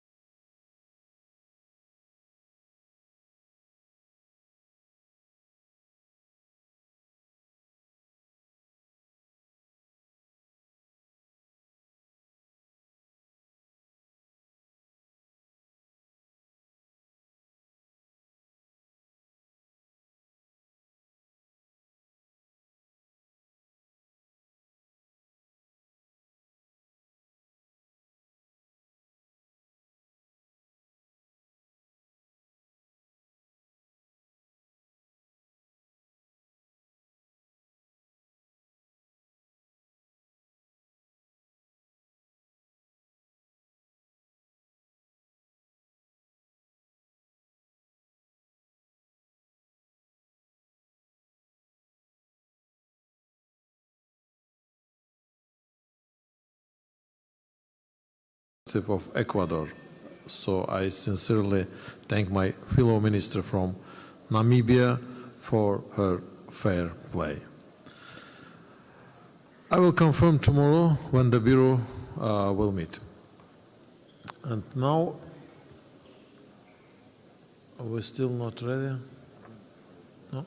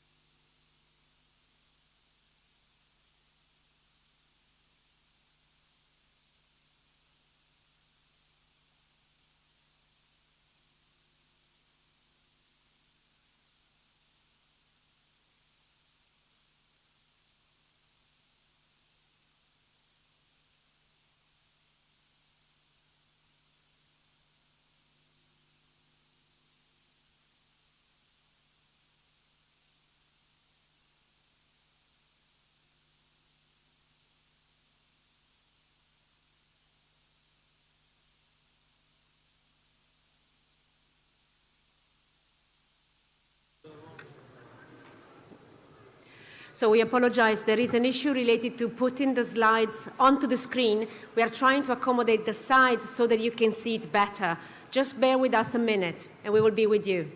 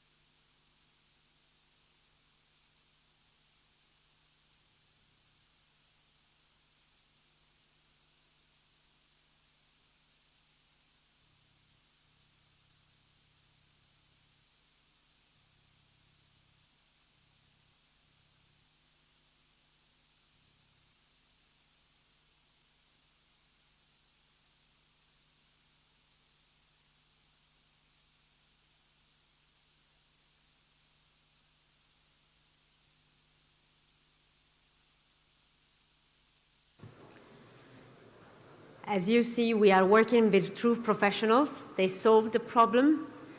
And I think we can now start with the presentation of Fit for Life. That is our sport flagship initiative aimed at driving sustainable social development in and through sport. And this is the reason why you all are here with us in this great ministerial meeting. So allow me again to say a warm welcome to you all, distinguished guests, ministers, athletes, laureates, and all attendees of this conference. And well, at least I hope you had a nice coffee break. And it's really my pleasure to be able to present to you today Fit for Life in more detail. You've heard, all of you, this buzzword, Fit for Life, un forme pour la vie. And this is actually what we hope is going to be the legacy of this fantastic MINEPS 7 conference. In case you want more information, please refer to output document SHS/SPR/MINEPS/2023/3Rev, in case you want to have a look at what this item corresponds to. Now, we have been having a number of exciting discussions about different issues related to sport and sport for development in particular, and including a wide range of organizations, experts and companies. Because we really believe at UNESCO that the strength is in the synergies, and this leads to positive outcomes. I also want to tell you that this flagship is really igniting the excitement of people around the world.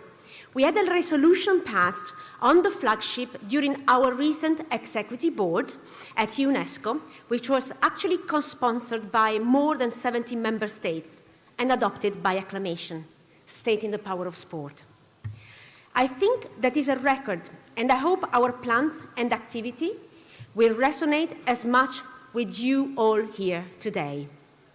Now, why do we think this is needed? Because the stakes of our collective actions have never been higher than they are today. As we gather in this room, we grapple with an increasing inactive society, which was the case actually even before COVID-19, but now it's getting worse, and we have 1 in every 4 adults that have sedentary lives. Alongside a pandemic of physical inactivity that we all have experienced, we are now seeing a deterioration of mental health, especially, as Madame Ramos said this morning, of our young people that statistics say are suffering from 200% increase in mental ill health. Now, if we combine this with global increases in unemployment and spikes in inequalities, we see intersecting crises that cannot be addressed in silos or in isolation. And this is why we are really convinced that we need to work together to tackle this challenge and do it in an innovative way, in a way that delivers, goes on the what, and deals with the how to. And I think we have some of these answers in our Fit for Life flagship, which will provide you with a harmonized framework for action and concrete programs for change. Now, about the power of sport. We believe that increasing participation in sport is a powerful means of improving health and well-being outcomes. And I don't think, I'm preaching to the choir here. We're all convinced about both physical and mental health becoming better through sport. But sport can also be a fantastic vehicle to empower and equip the most marginalized, as we plan to do with our new Fit for Life Youth Accelerator program and our Fit for Life Sport and Gender Equality game plan. We can also work together through Fit for Life's label for sustainable major sports events to ensure that their legacy and these events can accelerate a country's national development whilst ensuring strong environmental and social legacies which benefit even the most left behind. At the grassroots level, sport is also a high-impact, low-cost investment, which can deliver, and we mentioned that statistics this morning as well, in the context of the multi-stakeholder forum, an upward of $124 in return for every dollar invested. So now, this is really, I think, a compelling argument to scale our investment in this sector, if nothing else. But what is sport untapped potential? Well, despite the clear evidence on the high return on investment in sport and physical education, unfortunately, sport remains drastically under-prioritized and underutilized by all stakeholders around the world. In the EU COVID-19 recovery plan, for instance, only 0.01% is actually set aside for sport.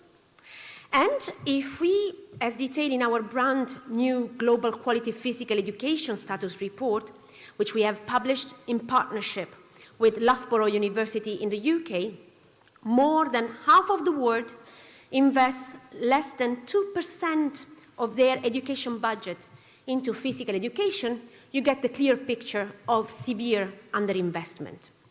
The low status given to PE, in addition, negatively impacts the quality and the frequency of its provision. It's not only how much we spend, it's how we do that and what we do with it. And this ultimately deprives our educators and children of the facilities, the materials, and the capacities needed to give quality physical education lessons. Of course, there are many of you, and this is really a congratulation to those of you around the table that have got it right. We have seen really promising advancement in sport for developing programming in many countries, and this really gives hope. But projects remain scattered, and there is very hard way we don't have the data to compare like with like, which of course impinges upon our ability to identify the good practices that will make sport more impactful. As we have documented in our global Fit for Life scoping study, funded by our dear partners Nike, there is no international consistent methodology that is used by governments to measure participation in sport. To fully tap into the transformative potential of sport and physical education, we do need a global framework, and this is something that we would love to build together with you. We need to come together. We need to harmonize and share the data we collect. And we need to learn together the lessons that allow us to avoid the mistakes and work together in a steadier pace, in a more outcome-oriented way. And only then we can make a compelling case for investment in sport, bring in other government ministries, for instance, businesses, as well as civil society to our table to work together. And this is why we are here proposing the Fit for Life Global Alliance. With our global alliance of partners from government, civil society, and the private sector, we can go further. We can do much better. We can get more people moving and make sure sport is no longer considered as an add-on or an afterthought or, nice to have, but a must-have, a central investment proposition which sits at the core of healthy, inclusive societies and economies. We welcome this morning, it was a fantastic moment, our first 16 global partners in the Fit for Life Alliance, as many of you might have seen, and we believe that this is just a start. We want to see much more. We want to see commitment for you, member states, and this is what we hope to see at the end of the forum in the commitment session. What are our objectives? Why do we want you all around the table and do things with us? Well, because in return, we will actively support you implement Fit for Life activities in your countries. We do know that in some cases, you need practical tools to invest your limited resources more effectively. So through the Fit for Life Global Alliance, we commit to support you in many ways. Of course, through developing inclusive, evidence-based policies in sport and quality physical education. We will work with you to upskill coaches, educators, and innovators, including youth, through sport-based trainings and inclusive methodologies. And of course, we will increase our grassroots participation in sport and quality physical education and foster you doing that. And we will support you building the national capacities, the human capital, the way in which to address the problem, to collect, for instance, also and analyze the data, and to effectively and consistently, also over time and across places, measure impact through shared metrics like the Fit for Life indicator bank under development that we mentioned before. Now, this is a lot of work to be done. How do we intend to do that? Well, we will engage with stakeholders across sport and non-sport sectors, both at the local and at the national level, and of course at the international level, because change needs to be driven at different levels and combined, because that's when the synergies arise. We will also systematize smart investment in sport from both the public and the private sectors through innovative financial instruments like social outcome contracts that we discussed this morning, and like those we are working with the Latin American Development Bank and Chile around the Pan American Games. We will also address existing data gaps. This is, something that really is a must in the sport ecosystem. Also through the launch of a new global sports survey and layer insights and across sport, physical education and physical activity sectors throughout the creation of an integrated database with partners like the VII Human Performance Alliance and Global Sports Federation. Finally, we fully understand the importance of developing capacity building tools and activities for the diverse actors who we need to have around the table and help us implement different proposals. We are really trying to strengthen our ability to deliver, but we need you all to be able to do that. Educators, policymakers, and young people alike need the right tools and resources to make the most out of sport and physical education. And this is why we strive to develop and provide these tools for the betterment of sport and physical education globally. In terms of priority action areas, to accomplish this goal and to better support you, our member states, Fit for Life work is currently operating across several priority areas, which will be, of course, adjusted and expanded based on the feedback you're going to provide us with. We aim to scale innovative database funding arrangements for investment in sport for development programming. Our focus is not only on increasing the amounts of funds available, as I mentioned.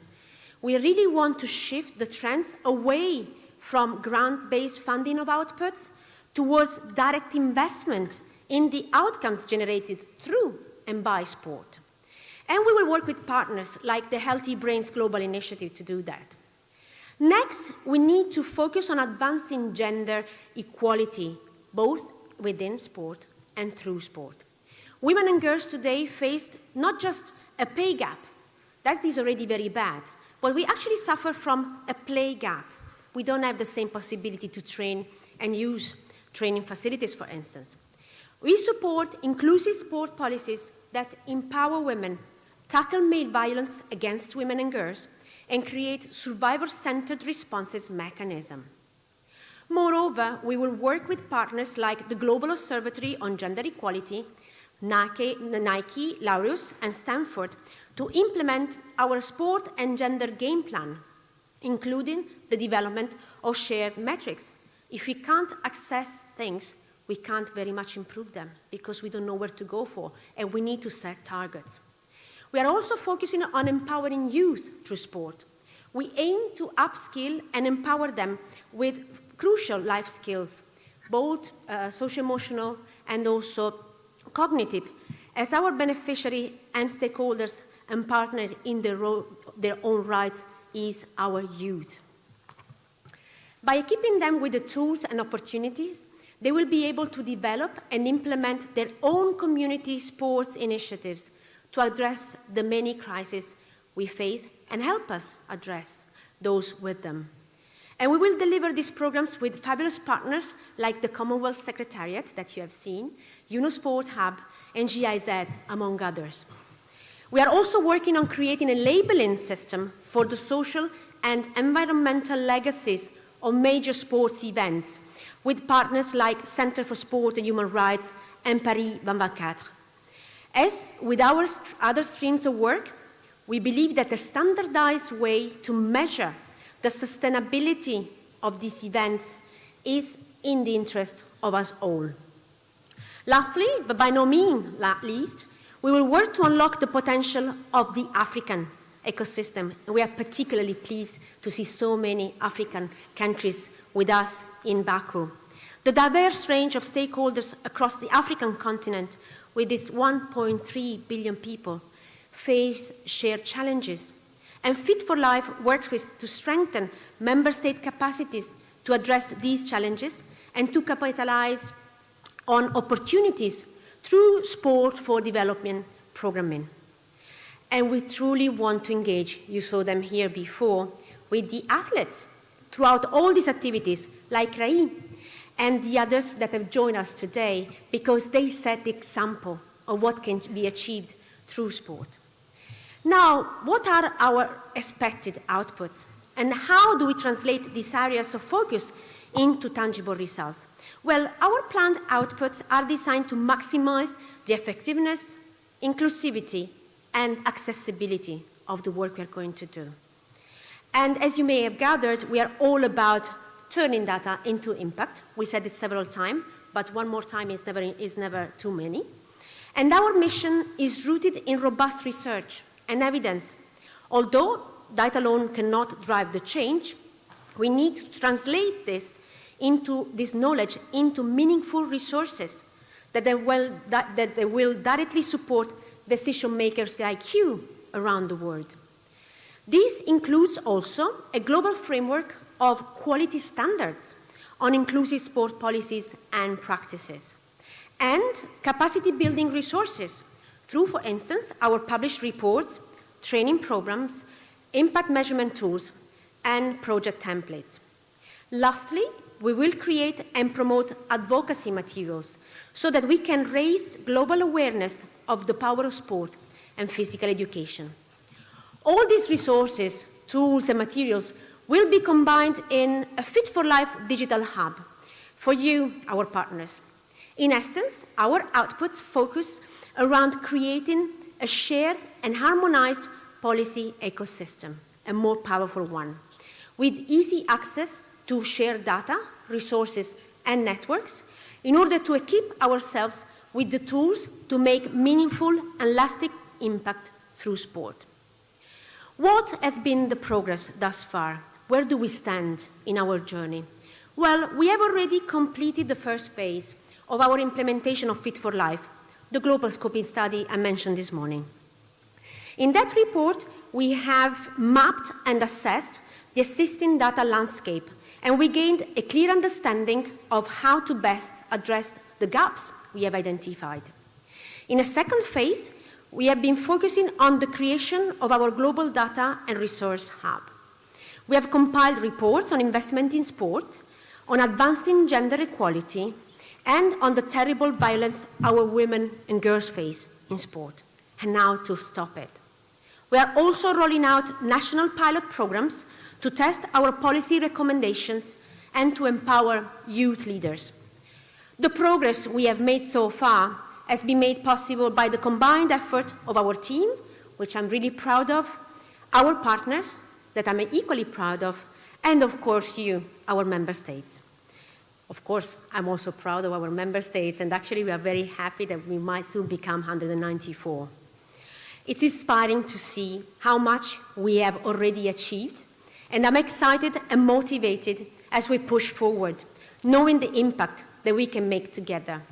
Let's really move forward, and let's talk about what we are doing here today in Baku and MINEPS 7.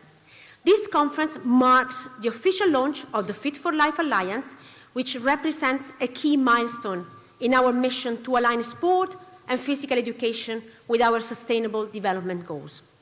In the coming days, we will have the opportunity to explore, deliberate, and create actionable plans, but we have to do this together. Through the launch of our alliance, we will try and connect stakeholders, facilitate collaboration, and outline pathways to drive global change through our collective action on sport. Through our efforts, we will foster a sport ecosystem that is more resilient, more inclusive, and more prosperous. And we will create a better future for ourselves and our young people, where everyone has access to quality sport, physical education, and the life-changing benefits that sport can provide us. Concluding, my call to action for you is that I would like you all to take a moment and imagine something. Imagine a world where sport and physical education are no longer an afterthought. They are a priority. Imagine a world where we harness the transformative power of sport to advance gender equality, to empower our youth, and to develop more healthy, more inclusive, and more resilient societies. To make this vision a reality, we do need your support. We need your insights. We need your actions. Each and every one of you, as leaders in the sport ecosystem, about which we still have to know the boundaries, we still need, for instance, each one of us to gather data of what an ecosystem at the national level looks like. Well, you are key players on our team. We warmly invite you to demonstrate your leadership and show your support here this very week by joining the Fit for Life Alliance with the public pledge. Together, let's create a future where sport is for everyone and everyone is fit for life. Thank you very much. Thank you very much. Start with you. And we move to agenda 8.8. Which is contribution from delegations. I would like to open the list of speakers for forthcoming plenary session. So please note that our dense agenda and timetable will probably not allow speakers from the floor to intervene several times. Therefore, each speaker may address the full range of themes this conference, independently from the specific thematic session in which she or he intervenes. Member States will have 3 minutes and observers 2 minutes for their intervention, and we ask you to strictly respect the time limit. We'll first give the floor to the Member States, then to observers. I will close the list of speakers in this session. Should there be enough time for more speakers to take the floor, I will reopen the list of speakers at the later stage. So before today, we have already received requests from several Member States and observers to take the floor. Now I will ask Philip to read the list of the speakers. Please. Thank you, Mr. Chair.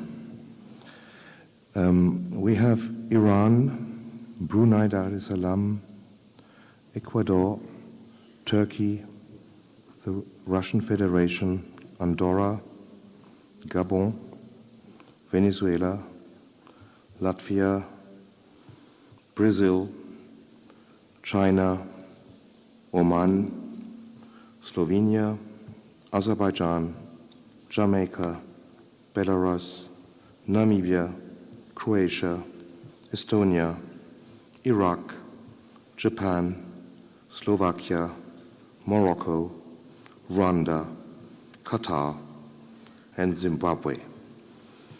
We have further Mongolia, Palestine, Zambia, Belgium, Switzerland, Serbia, United Kingdom, Ukraine.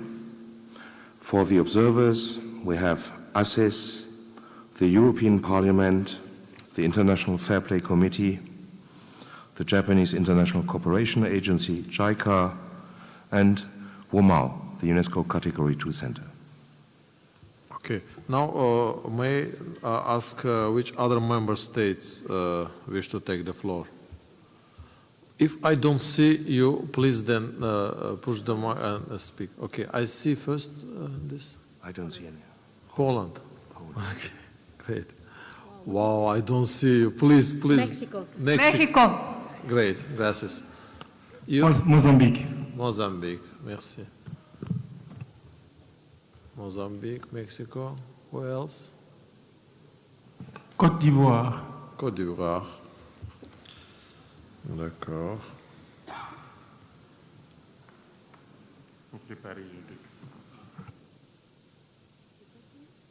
You see? Please? Repeat, please. We don't... Yeah, if you can speak macro. Egypt. Egypt. Egypt, yes. Good. There is one there, on the back. Yeah.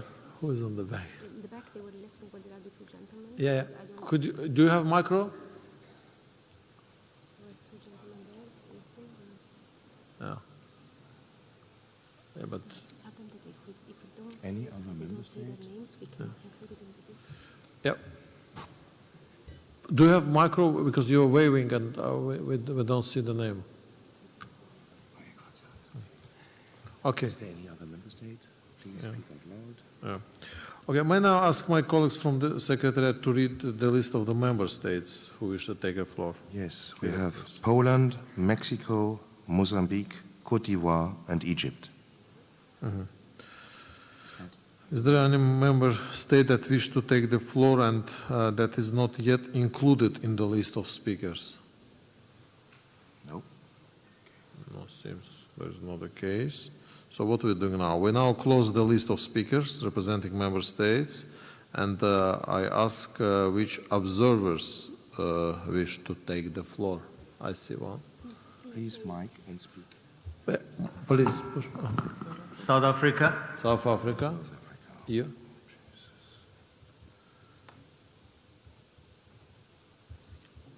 Just push the micro and speak. It's so easy. Only South Africa? No observer? No observer? No observers. Okay. So then I ask you, Philip, to read the list of observers who wish to take the floor. That list is remaining the same, Mr. President. We have ASES, European Parliament, International Fair Play Committee, JICA, and OMA. Good. So now I have to ask if any other observers who wish to take the floor, and that is not yet included in the list of speakers. Okay.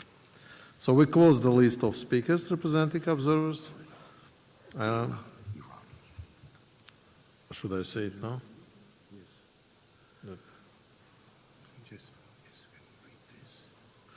Okay. As mentioned before, the intervention from the delegates may well pertain to this or the other two themes of the conference. You will, I trust, that our reporter will effectively structure the different intervention in his oral report. So according to our list of speakers, I now give the floor to the distinguished delegate from Iran.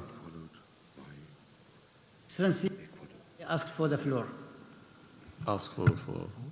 Oman. Oman. Thank you, Your Excellency. My intervention shortly, I would like to know, when we presented this document, what is next? The document just presented about Fit for Life of Alliance. What is next? Are we going to discuss this? No, the document has been discussed in CJS with consultations with member states. Would you like to answer, or should I?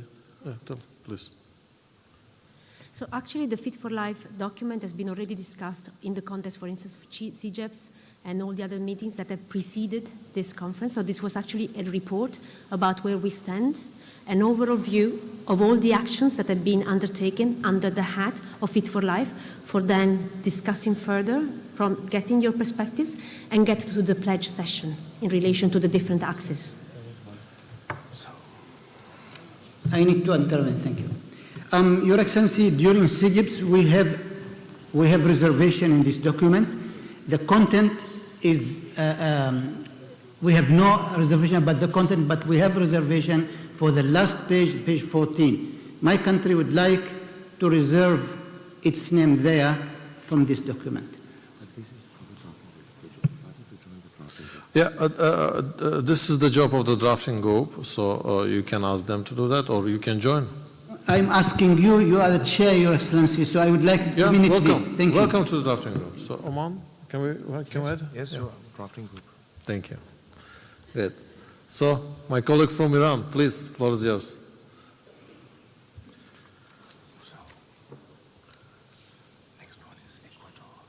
And I will ask my colleague from Ecuador to prepare.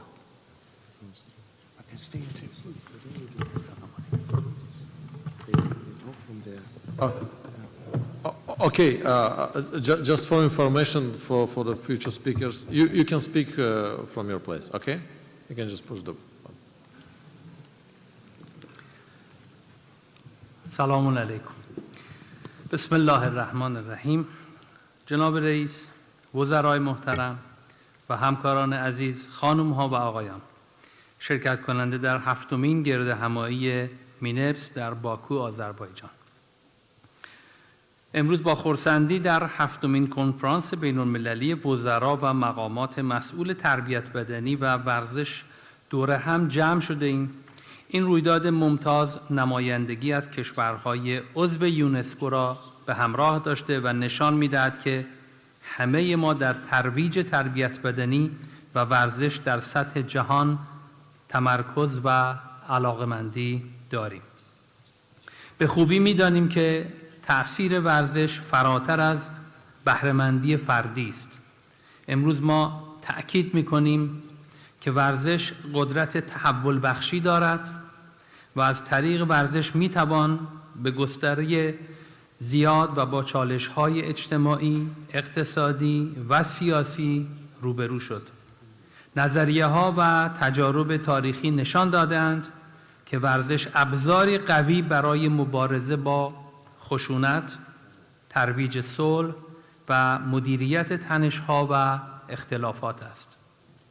به عنوان وزراء مسئول ورزش و جوانان، مسئولیت ما فراتر از کسب مدال و برنده شدن در رقابت‌های بین‌المللی است. ما مسئولیت داریم که از ورزشکاران برجسته به عنوان نمونه‌های الگو و سفیران سلامت در تمام اقشار جامعه استفاده کنیم. این موضوع به ویژه بیشترین تأثیر را بر کودکان، نوجوانان و جوانان خواهد داشت و هدف آن ترویج زندگی فعال و سالم است. با افتخار اعلام می‌کنم که جمهوری اسلامی ایران تلاش‌های قابل توجهی برای ترویج ورزش در کشور انجام داده است. برنامه‌های گسترده‌ای برای خانواده‌ها، کودکان، طرح‌های پیاده‌روی عمومی، ورزش در طبیعت، گردشگری، سالمندان، بانوان باردار و آتش نشانان اجرا شده است.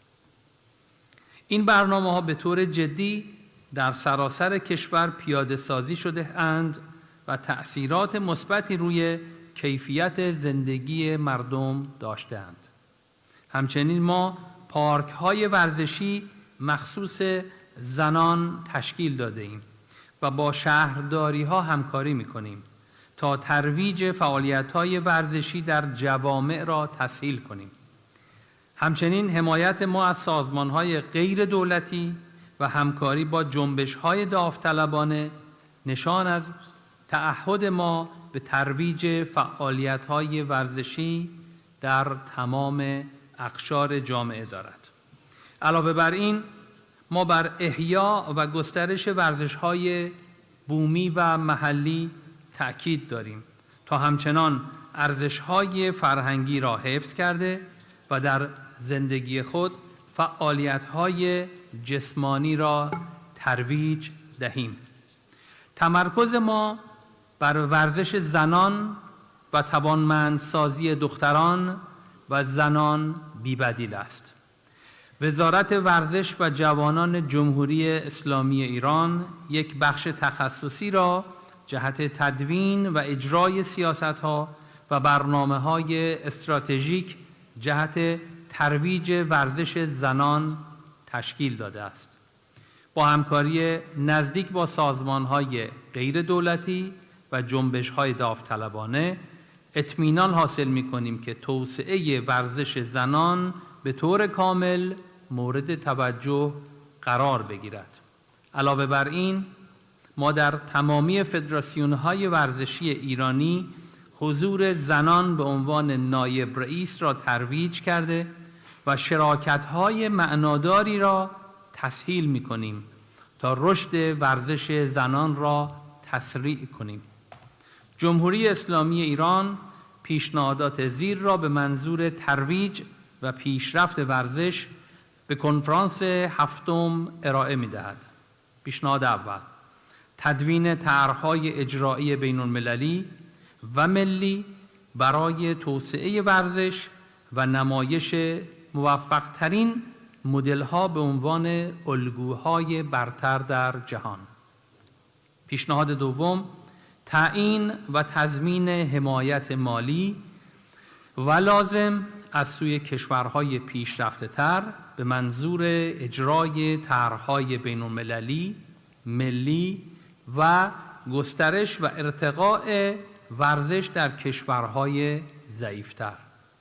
به عنوان جمع‌بندی، جمهوری اسلامی ایران برنامه توسعه پایدار 2030، برنامه عملیاتی کازان و ابتکار تندرست برای زندگی را اسنادی داوطلبانه می‌داند. بنابراین در صورت تضاد مفاد آن با قوانین، آیین‌نامه‌ها، سیاست‌ها، اولویت‌ها، اصول اسلامی، ارزش‌ها، عرف‌های فرهنگی و سنت‌های ملی تعهد قانونی درباره اجرای ابزارهای مذکور ندارد.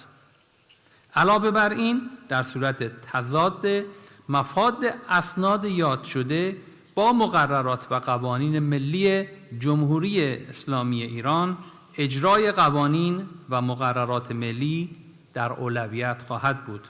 در خاتمه لازم می‌دانم تشکر صمیمانه و عمیق خود را از میزبانی گرم و سخاوتمندانه دولت و ملت جمهوری آذربایجان، به ویژه دوست و برادر عزیزم جناب آقای دکتر فرید قایبوف، وزیر محترم جوانان و ورزش و نیز سازمان یونسکو برای برگزاری این رویداد بین‌المللی را ابراز نمایم. از توجه یکایک شما متشکرم و السلام علیکم و رحمت الله و برکاته. Thank you very much. I saw that Qatar would like to take the floor. You would like to add something to this list? No, speakers, whether they want to be included. Yeah. Would you like to be included to the list? Or? Yes? Okay. Yeah. Perfect. Okay. We will add you to the list. Okay. Okay. So I invite Ecuador to take a floor. I kindly remind you that we have a time limit, please. We have still many speakers who. I know that some of the ministers are leaving today, and that's why they're asking floor today. We are very short of time for today. Please. Thank you. Thank you, Mr. President. And yes, I took 4 planes to arrive to Baku, and the airline lost my luggage, but it doesn't matter. It's all worth it. We're all very happy to be here in Baku, Azerbaijan. So thank you very much. I will speak in Spanish, my native language. Señor Presidente, quiero agradecer al Gobierno de la República de Azerbaiyán por su hospitalidad y felicitarlo junto a UNESCO por la organización y preparación de esta conferencia que significa un hito en el camino del deporte para el desarrollo y la paz. Sin duda, MINEPS 7 servirá para impulsar políticas públicas con un enfoque de inclusión, de innovación y de desarrollo. La República del Ecuador tiene una agenda deportiva alineada a los objetivos de desarrollo sostenible, que está plasmada en el decreto 375 firmado por el presidente de la República en marzo de 2022, a través del cual declara el deporte como una política de Estado. Esta declaración nos comprometió a trabajar incansablemente por los derechos de niñas y mujeres en el ámbito deportivo, a desarrollar programas y proyectos que transformen vidas a través del deporte y a formular mecanismos que permitan medir el impacto positivo del deporte y la actividad física en nuestro país. Junto con ONU Mujeres, construimos el primer protocolo de actuación frente a casos de violencia de género en el sistema deportivo ecuatoriano, con 5 ejes estratégicos enfocados en prevenir, detectar, acompañar, derivar y dar seguimiento a los casos de violencia basada en género cometidos en el ámbito del deporte, la educación física y la recreación. Conscientes del poder que tiene el deporte para fomentar el liderazgo juvenil, creamos el proyecto Hincha de mi barrio. Este es un proyecto sociodeportivo histórico en el Ecuador, a través del cual niños en condición de vulnerabilidad y de estratos socioeconómicos bajos tienen ahora una alternativa para tener una vida saludable, lejos de la violencia y de las drogas. Hincha de mi barrio fortalece las buenas prácticas, el buen uso del tiempo libre, la enseñanza del deporte con principios y valores encaminados hacia la cohesión social y la salud mental. Para promover la inversión privada en el deporte, Ecuador implementó un incentivo tributario que permite a las empresas deducir de su pago de impuestos un 150% adicional de lo invertido en el proyecto o en los proyectos deportivos. En el marco de la acción segunda del Plan de Acción de Kazán, Iberoamérica aprobó por unanimidad el levantamiento de los primeros indicadores regionales para medir la contribución de la educación física, la actividad física y el deporte en los objetivos de desarrollo sostenible. Es para mí, presidente, un gran honor poder compartirlo con ustedes en este congreso como presidente del Consejo Iberoamericano del Deporte CID. Junto a UNESCO y la cooperación alemana GIZ, y a partir de esta cumbre, junto al Banco de Desarrollo de América Latina, CAF, lideramos esta iniciativa que marca un hito histórico en el deporte iberoamericano y que esperamos sinceramente pueda ser replicado por otras regiones del mundo. Señor presidente, Ecuador se encuentra alineado a la iniciativa Global Fit for Life. Entendemos al deporte como una poderosa herramienta para combatir el consumo de drogas, el sedentarismo, los problemas de salud mental y desigualdades que se agudizaron a partir de la pandemia del COVID-2019. El deporte previene la violencia, construye paz, inspira y transforma vidas. Gracias, presidente y países miembros, por su atención. Muchas gracias, señor ministro. Now, I invite to the floor Russian Federation. Oleg Vasilievich, please. Уважаемый господин председатель, уважаемые коллеги, в первую очередь хочу поблагодарить ЮНЕСКО за проведение конференции министров и высших должностных лиц, ответственных за физическое воспитание и спорт здесь, в Баку. Казанский план действий, принятый на 6-й конференции министров в России в 2017 году, заложил прочную основу для дальнейшего конструктивного сотрудничества в интересах спорта. Сегодня мы рады передать эстафету МИНЕПС нашим друзьям в Баку. Очень символично, что наша встреча проходит в год столетнего юбилея великого азербайджанского политика, лидера Гейдара Алиева, совсем рядом с культурным центром, названным в его честь. Пользуясь случаем, благодарю президента Азербайджана Ильхама Алиева и моего коллегу, министра молодежи и спорта Фарида Гайибова, за неизменную поддержку и совместную работу. В наши дни конференция МИНЕПС под эгидой ЮНЕСКО приобретает особую значимость. Как место объединения министров спорта со всего мира, ряда защиты интересов истинных гуманистических ценностей олимпизма от политических попыток нарушить единство спортивного мира. Сегодня, 27 июня, в нашей стране празднуется 100-летие Министерства спорта. Это общий праздник для всех стран постсоветского пространства, и мы чтим великие традиции прошлого и убеждены, что только вместе мы можем достичь цели, несмотря на противоречия и разногласия. Нас объединяет главное – спорт является важной частью жизни наших стран. Ведь спорт – это идеология здорового общества, которая не должна зависеть от политической конъюнктуры.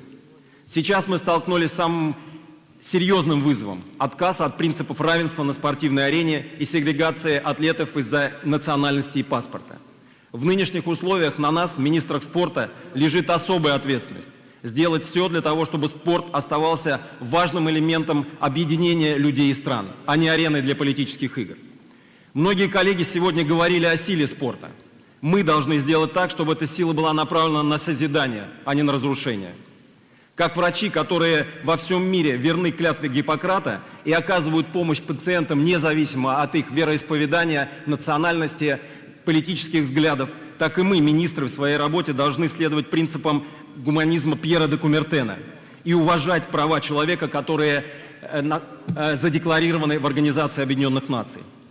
Мы должны быть независимы в своих решениях ради интересов наших стран. Об этом сегодня говорила мадам Рамос, когда говорила, роль министров спорта не должна быть меньше, чем роль министров образования, министров здравоохранения или министров финансов. Убежден, что ЮНЕСКО, как универсальная площадка для диалога в области искусства, культуры и спорта, должна внести свой существенный вклад в наше общее дело. Спорт – это важная часть культуры общества. Уважаемые друзья, для России в спорте нет недружественных стран и тем более врагов. Мы не закрываемся от контактов с нашими партнерами и открыты к своему уважительному диалогу. Это подтверждаем тем, что Россия стала первой страной, которая официально поддержала ЮНЕСКО при создании альянса ЮНЕСКО Fit for Life и первой внесла средства на реализацию этого проекта. Россия всегда остается надежным партнером международного спортивного сообщества. Наша страна гордится успешно проведенными универсиадами, Олимпийскими играми и чемпионатом мира. Уже очевидно, что международные федерации и мировой спорт в целом теряют многое, в частности, объективную конкуренцию, лишая атлетов из России и Белоруссии участвовать и проводить соревнования. Мы при этом готовы к конструктивному диалогу, всегда подчеркиваем недопустимость политизации спорта и выступаем за равный доступ к спортивным соревнованиям. Хочу поблагодарить с этой площадки те федерации международные, которые ищут и находят пути возвращения наших спортсменов на мировую арену. Рассчитываю, что это будет хорошим примером для других коллег.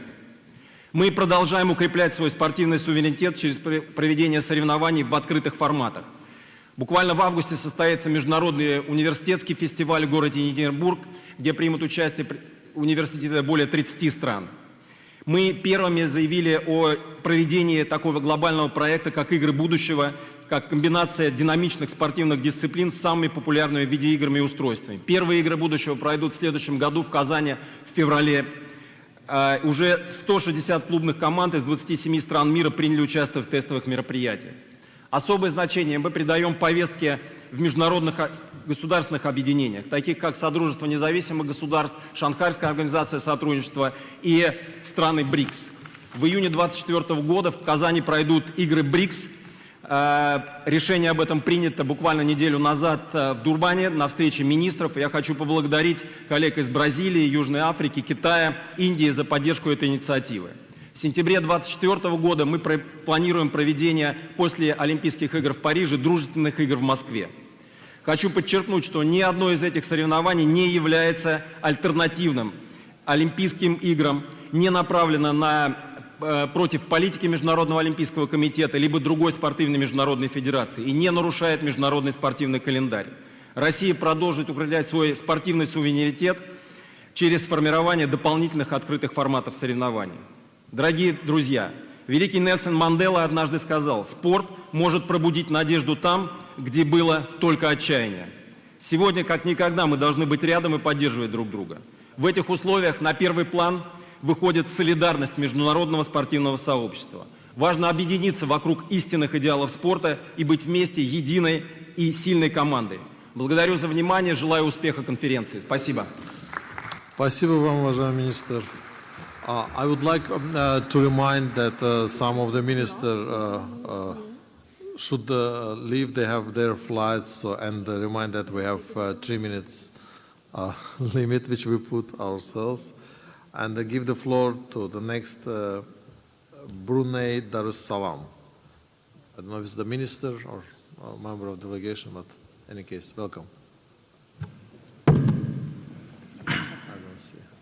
Assalamu alaikum wa rahmatullah. Very good afternoon to everyone. His Excellency Mr Gayibov, Honorable Ministers in attendance, Your Excellencies, Heads of Delegations, ladies and gentlemen. Let me start by echoing and joining my previous speaker to express our sincere thanks and appreciation to the government and the people of Azerbaijan for the hospitality and excellent arrangement of this conference. Excellencies, sports significance is often highlighted on how it cuts across many aspects of our lives, well-being, cultural, socio-economic, and being resilient and inclusive at the national and international levels. So indeed, it is of great honor to join the esteemed delegates today to learn from respective approaches on UNESCO's Fit for Life initiative. We also welcome the outcome of the multi-stakeholder forum which took place over the past 1.5 days, focusing on the 5 main thematic areas. We had a very stimulating discussion that will help us to better incorporate the UNESCO Fit for Life initiative in our respective national strategy. Please, in this regard, allow me to share Brunei Darussalam's experiences in the implementation of the Fit for Life initiative as follows. One of the objectives of Brunei Vision 2035 is to achieve a high quality of life. Among others, this encapsulates the promotion of physical activities and sports, and at the same time helps ensure socio-economic inclusion and sustainable development. We recognize the important roles of physical education and sports in building character and resilience among young people, beginning from an early age. This helps lay the foundation for our national strategy to promote sports for the community and high-performance sports. Sports for the community particularly is absolutely in line with UNESCO's social and human science program Fit for Life. Brunei Darussalam has also adopted a whole-of-nation approach, bringing together various government agencies, non-governmental organizations, as well as private sector, including businesses, in a massive collaboration to support the development of sports and the adoption of a healthy lifestyle for all. We have also implemented a number of programs that encourage national physical activity and sports via various platforms such as public education campaigns, community-based programs, and whole-of-a-nation collaboration programs. Just to cite a few, in June last year, the second edition of the National Physical Activity Guidelines was launched by the Ministry of Health, containing recommendations and benefits for increasing physical activity, aligning with the World Health Organization for different age groups, including young children under 5 years old. Physical education has been incorporated in the national education curriculum, valuing sports to empower children and young people. Acknowledging sports' role in community building, improvements have been made through the Ministry of Culture, Youth and Sports and the Ministry of Development to upgrade sports facilities in accordance with international standards and improve accessibility for those with special needs. This will encourage and promote their participation in mainstream sporting activities at all levels. Through the Department of Youth and Sports, we have implemented numerous sport development schemes known as JBS schemes. These schemes help to provide opportunities and to develop and attract interest among young people to undertake sports activities and adopt a healthy lifestyle. It provides a platform where their skills can be nurtured and trained by qualified sport trainers and coaches. Excellencies and esteemed delegates, finally, we are very much committed to promoting a Fit for Life culture in alignment with UNESCO's social and human science program and towards the realization of the Sustainable Development Goals. Together, we will strive to create an inclusive society where physical activities and sports are embraced by all, regardless of our differences. By working collaboratively, empowering our youth, and measuring our progress, we will build a healthier, happier, and more united nation. Thank you. Wabillahi taufiq wal hidayah. Assalamu alaikum. Shukran Jazilan. Now I would like to give the floor to our friends from Turkey, our minister who just a couple of weeks ago was appointed as a minister. Hoş geldin Osman Bey. Buyurun. Thank you very much, dear President, dear ministers, distinguished colleagues, esteemed representatives of United Nations member states and international organizations, dear participants. I am greeting you all with respect. I am very pleased to be together with you in Baku. As my colleague mentioned, I have appointed 3 weeks ago as a Minister of Youth and Sport of Turkey, and I served between 2017 and 2018 also as a Minister of Youth and Sport of Turkey. I would like to express my gratitude to UNESCO for their long-standing efforts in organizing the International Conference of MINEPS since 1976. I would like also to extend my appreciation to the government of Azerbaijan for the gracious hosting MINEPS VII and for their dedication to advancing the cause of physical education and sport. The world has undergone major changes under the influence of global COVID-19 pandemic. These changes in economic, cultural, technological and social life have led our countries to seek innovative ways and policies to promote sports and physical activities. Sport is also a major tool to support the prevention of chronic disease worldwide to recover from the impacts of pandemics such as COVID-19. Our ministry took an important national step during this period through the stay at home, do not stay inactive project with the aim of recalling the rehabilitative effect of the sport on our mental health. In this context, I am delighted that the activities we carry out in this process coincide with Fit for Life initiative. Fit for Life places special emphasis on sustainability, particularly when integrated with the organization of major national, regional, and international sport events. By leveraging the power of these events, we can create opportunities to enrich the cities and countries hosting them, leaving a lasting legacy and extends beyond mere sporting achievements. In August 2022, we hosted over 6,000 athletes and officials from 54 countries of the Organization of Islamic Cooperation in Konya in the best way possible during the 5th Islamic Solidarity Games. We hosted nearly 3,000 athletes from more than 100 countries all over the world in Bursa during the 4th World Nomad Games at the end of September 2022 in order to develop our traditional sports. At this point, I would like to mention the 17th Council of Europe Conference of Ministers responsible for sports that we hosted in Antalya last year in October as an important example for the international cooperation. At this ministerial conference, we adopted 2 resolutions in line with the agenda of MINEPS, namely Sport for All, uniting us for stronger societies, and rethinking sport, leading the way for a healthy and sustainable future. And also we implement many sports projects in Turkey by developing inclusive sport policies, and as the ministry we grant financial support to the supportive projects in many organizations. We carry out many sports projects by developing inclusive sports policies aiming to serve our citizens of all ages, especially children, women, youth and disabled people, which can consider with the scope of Fit for Life. We are lucky because our President, Mr. Erdogan, is coming from the sport and is supporting all sport activities and is giving us a chance to build new sport complexes. Through all these projects, which requires participation in sports, we aim to reduce inactivity, the chronic disease, contribute to the spread of sport at grassroots, develop the culture of coexistence, socialized through sports, and we are of the belief that we have achieved this to a significant extent. Diversity of the perspectives represented in this room enriches our discussions and provides us with a comprehensive understanding of the challenges and opportunities we face.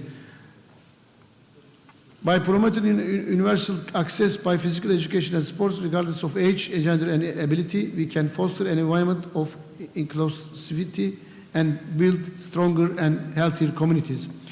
Distinguished participants, massive earthquakes in Turkey on 6th of February this year caused major damages across 11 cities and affected 14 million people. In the face of this catastrophe of the century, under the leadership of our President Erdogan, we are healing our wounds with the unprecedented unity and solidarity of our people all over Turkey.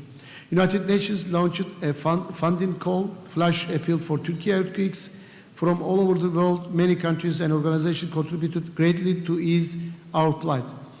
On behalf of my country, I would like to express my sincere gratitude to all friendly countries and organizations supported Turkey in the presence of this terrible disaster. The continuation of support and cooperation is needed in order for Turkey to overcome the consequences of this catastrophe.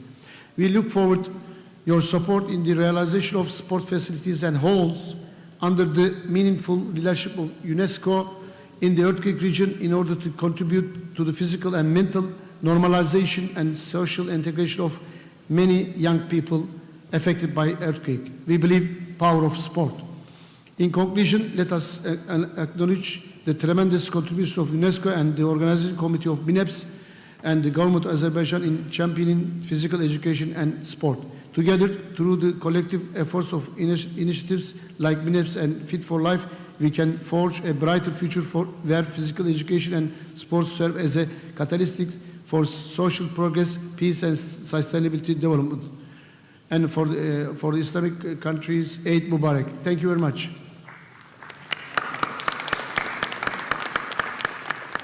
Teşekkür ederiz Sayın Bakan. Andorra, now floor is yours.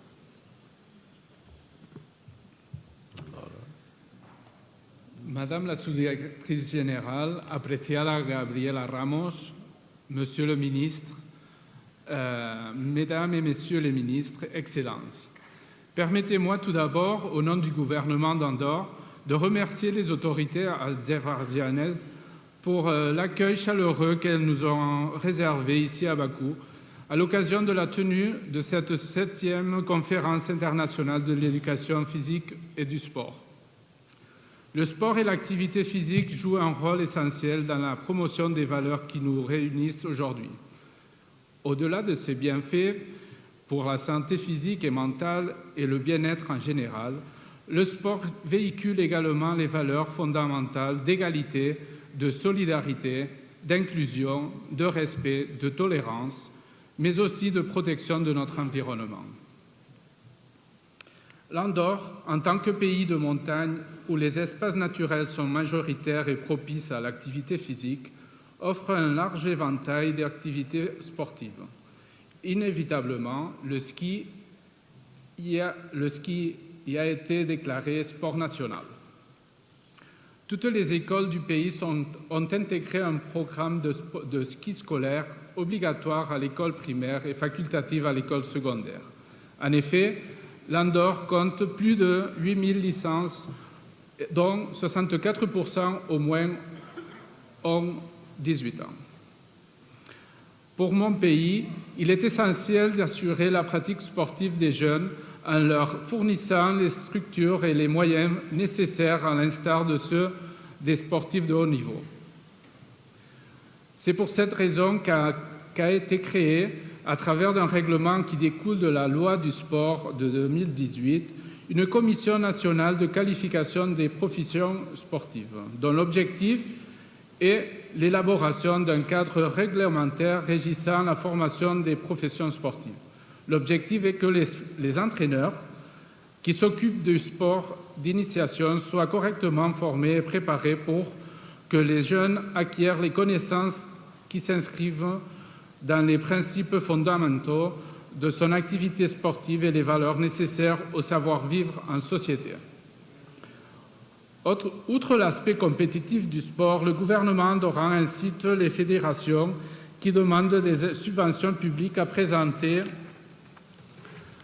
des programmes sportifs extrascolaires afin de promouvoir la diversité et de ne pas orienter les jeunes uniquement vers la compétition.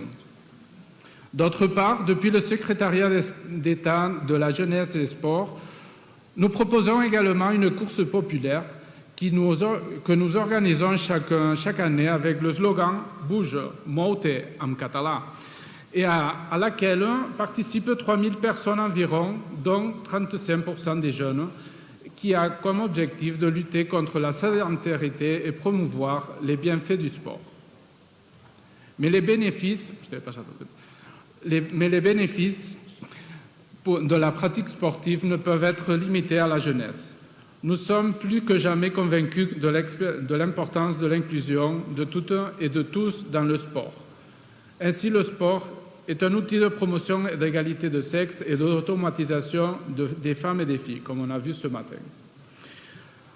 L'Andorre se réjouit que l'UNESCO veille à assurer la possibilité pour toutes les filles et femmes de participer sur un même pied d'égalité à l'éducation et l'activité physique.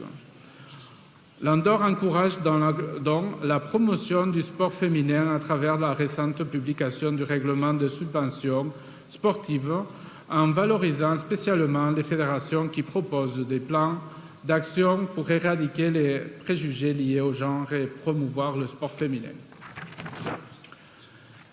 C'est pourquoi l'Andorre salue le programme de l'UNESCO en forme pour la vie, ou Fit for Life, qui vise entre autres à relancer les politiques sportives basées sur l'égalité des genres et à promouvoir les bienfaits du sport auprès des plus jeunes. L'Andorre se joint donc à cette initiative et encourage vivement la mise en œuvre de ce programme, qui fait du sport un investissement pour des sociétés plus saines et plus inclusives. Je vous remercie pour votre attention. Merci à vous. Yeah. A couple of weeks ago, I had a chance to meet the Minister of Gabon, Minister of Sport of Gabon. He was here for Taekwondo World Championship. I'm very thankful to him for managing to come back. Minister, bienvenue. Merci. Monsieur le Président du CIGEPS, Madame la sous-directrice générale de l'UNESCO, Madame le Président du Conseil exécutif de l'UNESCO, Excellences, chers ministres et chers collègues, je suis honoré de participer à la 7e session de la Conférence internationale des ministres et des hauts fonctionnaires responsables de l'éducation physique et du sport d'aujourd'hui. Dans le cadre de l'initiative de l'UNESCO, Fit for Life, en forme pour la vie, le Gabon propose d'organiser une réunion régionale concernant sa mise en œuvre. Notamment, nous proposons de considérer la création d'un pacte financier public-privé au niveau sous-régional afin d'avancer ensemble de manière concrète et d'optimiser les ressources nécessaires à cette initiative clé. Les obstacles à franchir sur la voie d'un sport équitable et propre sont nombreux dans les États africains. Le monde du sport n'est pas à l'abri de la corruption résultant d'insuffisances institutionnelles. En effet, les violations du dopage, les matchs truqués et la corruption représentent ensemble l'une des principales menaces contre l'intégrité du sport en Afrique. Ayant adopté en 2021 la loi portant orientation de la politique nationale du sport et de l'éducation physique, ainsi que le projet de loi portant création, organisation et fonctionnement de l'Organisation nationale antidopage, ONAD Gabon, en octobre 2021, sur l'impulsion du président de la République Ali Bongo Ondimba, le Gabon renforce ses capacités en matière de protection des valeurs du sport. Toujours en matière de régulation, le Gabon vient de créer, en mai, le Conseil national des sports comme autorité administrative indépendante. C'est une grande avancée dans la modernisation et la régularisation du sport au niveau national. Le pays ne compte pas s'arrêter là. On travaille sur la création d'un tribunal arbitral du sport également. Les éléments que je viens de souligner constituent un premier bloc de prérequis pour mettre en valeur et utiliser le pouvoir transformateur du sport, notamment de disposer du cadre législatif et normatif approprié, ainsi que des structures dédiées. Bien évidemment, une autre condition nécessaire est d'avoir des infrastructures adaptées à la pratique du sport à tous les niveaux et par tous. Mon pays a abrité la Coupe d'Afrique des Nations de football en 2012 et en 2017, et cette expérience nous a permis de mettre en valeur le savoir-faire de la population et par la suite de continuer le développement du sport, ses politiques, sa pratique au niveau domestique grâce aux leçons apprises. Je souhaiterais également aborder un autre prérequis, la coopération multipartite, à la fois entre les différents acteurs nationaux, comme le gouvernement, le mouvement sportif et la société civile, mais aussi au niveau mondial. Enfin, pour avancer de manière efficace, il est nécessaire d'apprendre des expériences des autres pays, de travailler main dans la main, d'optimiser les ressources. Je salue ainsi l'initiative du Royaume d'Arabie Saoudite, qui a organisé en février le premier forum mondial ministériel sur les valeurs, l'éthique et l'intégrité du sport, auquel j'ai eu le plaisir d'assister. Ce type d'initiative permet de réfléchir aux défis qu'on partage tous, mais aussi d'explorer des voies et moyens en réponse à ces défis. Je vous remercie. Merci à vous. Venezuela, you have a floor. Excelentísimo presidente, ministros, ministras y altos funcionarios de la educación física y del deporte. Es especial nuestro agradecimiento y felicitaciones de antemano a la República de Azerbaiyán por extraordinaria organización. Reciban un afectuoso saludo del Gobierno de la República Bolivariana de Venezuela y de nuestro presidente de la República, Nicolás Maduro, con la firme convicción de generar reflexiones y acciones conjuntas enmarcadas en los compromisos y estrategias integradoras para el acceso al deporte.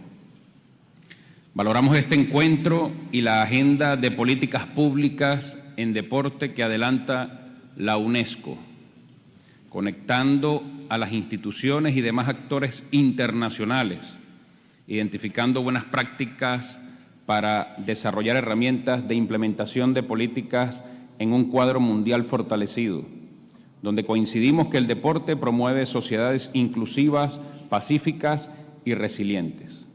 Para el Estado venezolano, la base fundacional de la política social es el respeto, la garantía de los derechos humanos, con especial preeminencia el derecho a la práctica del deporte, la actividad física y la recreación, contemplado por primera vez en nuestra Constitución con el nacimiento de la Revolución Bolivariana. En los últimos años, nuestro gobierno ha impulsado de manera efectiva el renacimiento del deporte venezolano. Entre los hitos más relevantes destaca el máximo esfuerzo en la ejecución de las políticas públicas deportivas dirigidas a la masificación de la práctica de la actividad física en niños, niñas, jóvenes, adultos y adultos mayores, así como la consolidación del alto rendimiento convencional y adaptado a través de la inversión gubernamental del 95% de los recursos necesarios, reflejándose en nuestros mejores resultados de la historia de Juegos Olímpicos y Paralímpicos por segundo ciclo consecutivo. Todos reconocemos que el deporte es un hecho social de enormes dimensiones. Sin embargo, para materializar por completo su potencial es necesaria la cooperación entre todos los sectores.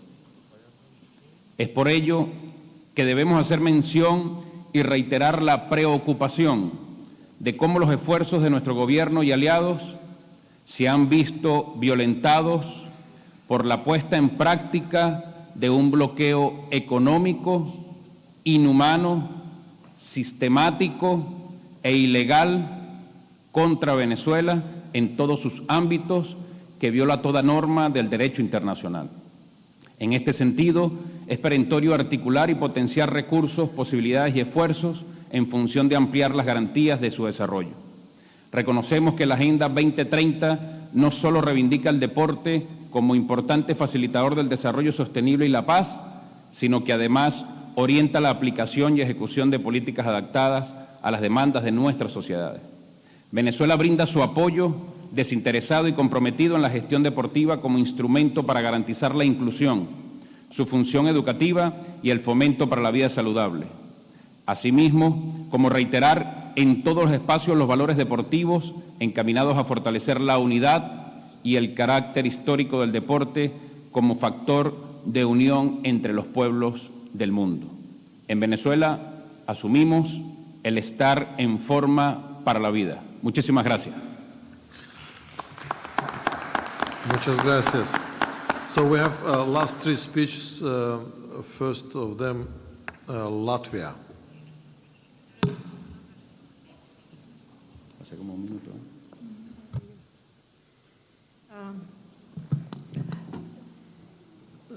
Thank you very much, Mr. President. Actually, I'm representing the Embassy of Latvia here. I have already conveyed this message that as the representative did not get a final confirmation, they have not prepared the speech for today. If any other day, they would love to present with the speech. Thank you very much. Good, thank you. Then China. 尊敬的主席先生，各位同事、女士们、先生们，首先感谢阿塞拜疆政府对这次大会所做出的努力，也祝贺这次大会的成功举办。正如大家所知，体育是社会发展和人类进步的重要标志，是中国国力和社会文明程度的重要体现。中国政府历来十分重视人民的身体健康，坚持发展以人民为中心的体育，把全民健身作为实现身体健康的重要手段，不断为扩大广大人民参与体育健身创造条件。一是逐步完善政策法规体系，专门修订体育法，并相继出台了关于健康中国、体育强国的一系列文件。二是建立健全政府主导、部门协同机制，成立了28个国家部门组成的全民健身工作部级联席会议，每年召开会议，研究部署相关工作。三是不断提升全民健身设施覆盖率，着力解决群众健身设施不足的难题，完善群众身边的健身设施。四是创办丰富多彩的全民健身赛事活动，初步形成贯穿全年、覆盖全国、人群多样、富有特色的全国性全民健身主题示范活动，进一步激发和调动广大群众的参与。五是科学便利的健身指导，充分利用互联网等新媒体，加大科学健身宣传和科学普及。六是全面深入督导检查。在中国政府的积极推动下，广大人民群众的健身意识和体质水平显著增强。据统计，2020年经常参加体育锻炼的人数比例为37.2%，比2014年提高了3.3个百分点。特别需要指出的是，2个奥运成为中国全民健身发展的有力追溯器。以2008年北京奥运会为契机，推动全民健身与奥运同行，将奥运会开幕的8月8日确定为全民健身日，每年举办形式多样的群众体育活动，促进奥林匹克精神传播的同时，极大地激发了中国人民参与体育锻炼的热情。2022年北京冬奥会成功举办，带动了中国3亿人参与冰雪运动。中国政府将全民健身发展为体育宣传周，进一步释放群众健身热情，将全民健身推向新的高潮。在此，我想强调，中方愿积极参与和支持联合国教科文组织健康生活倡议，发挥体育促进个人和社会可持续发展的独特作用，期待在本届大会的框架下，与各国政府体育部门进一步密切沟通协调，共同为全球体育事业的发展和世界各国人民的健康生活做出贡献。谢谢大家。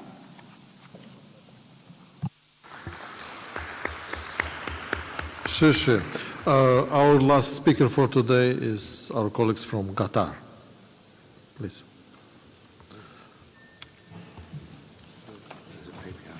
شكرا سعادة الرئيس، أصحاب السعادة وكبار الموظفين السادة والسيدات، الحضور الكرام، السلام عليكم ورحمة الله وبركاته. بداية نتقدم بالشكر إلى وزارة الشباب والرياضة في جمهورية أذربيجان ومنظمة اليونسكو لتنظيمهم لهذا المؤتمر وحسن الاستقبال والوفادة، وإنه لمن دواعي سرورنا أن نشارك معكم في هذا المحفل الدولي الهام، وهو المؤتمر الذي يسعى في نسخته السابعة لتأكيد ما للنشاط البدني من دور أساسي في الحفاظ على الصحة البدنية والعقلية وتعزيز قيم الاحترام والمساواة والتضامن.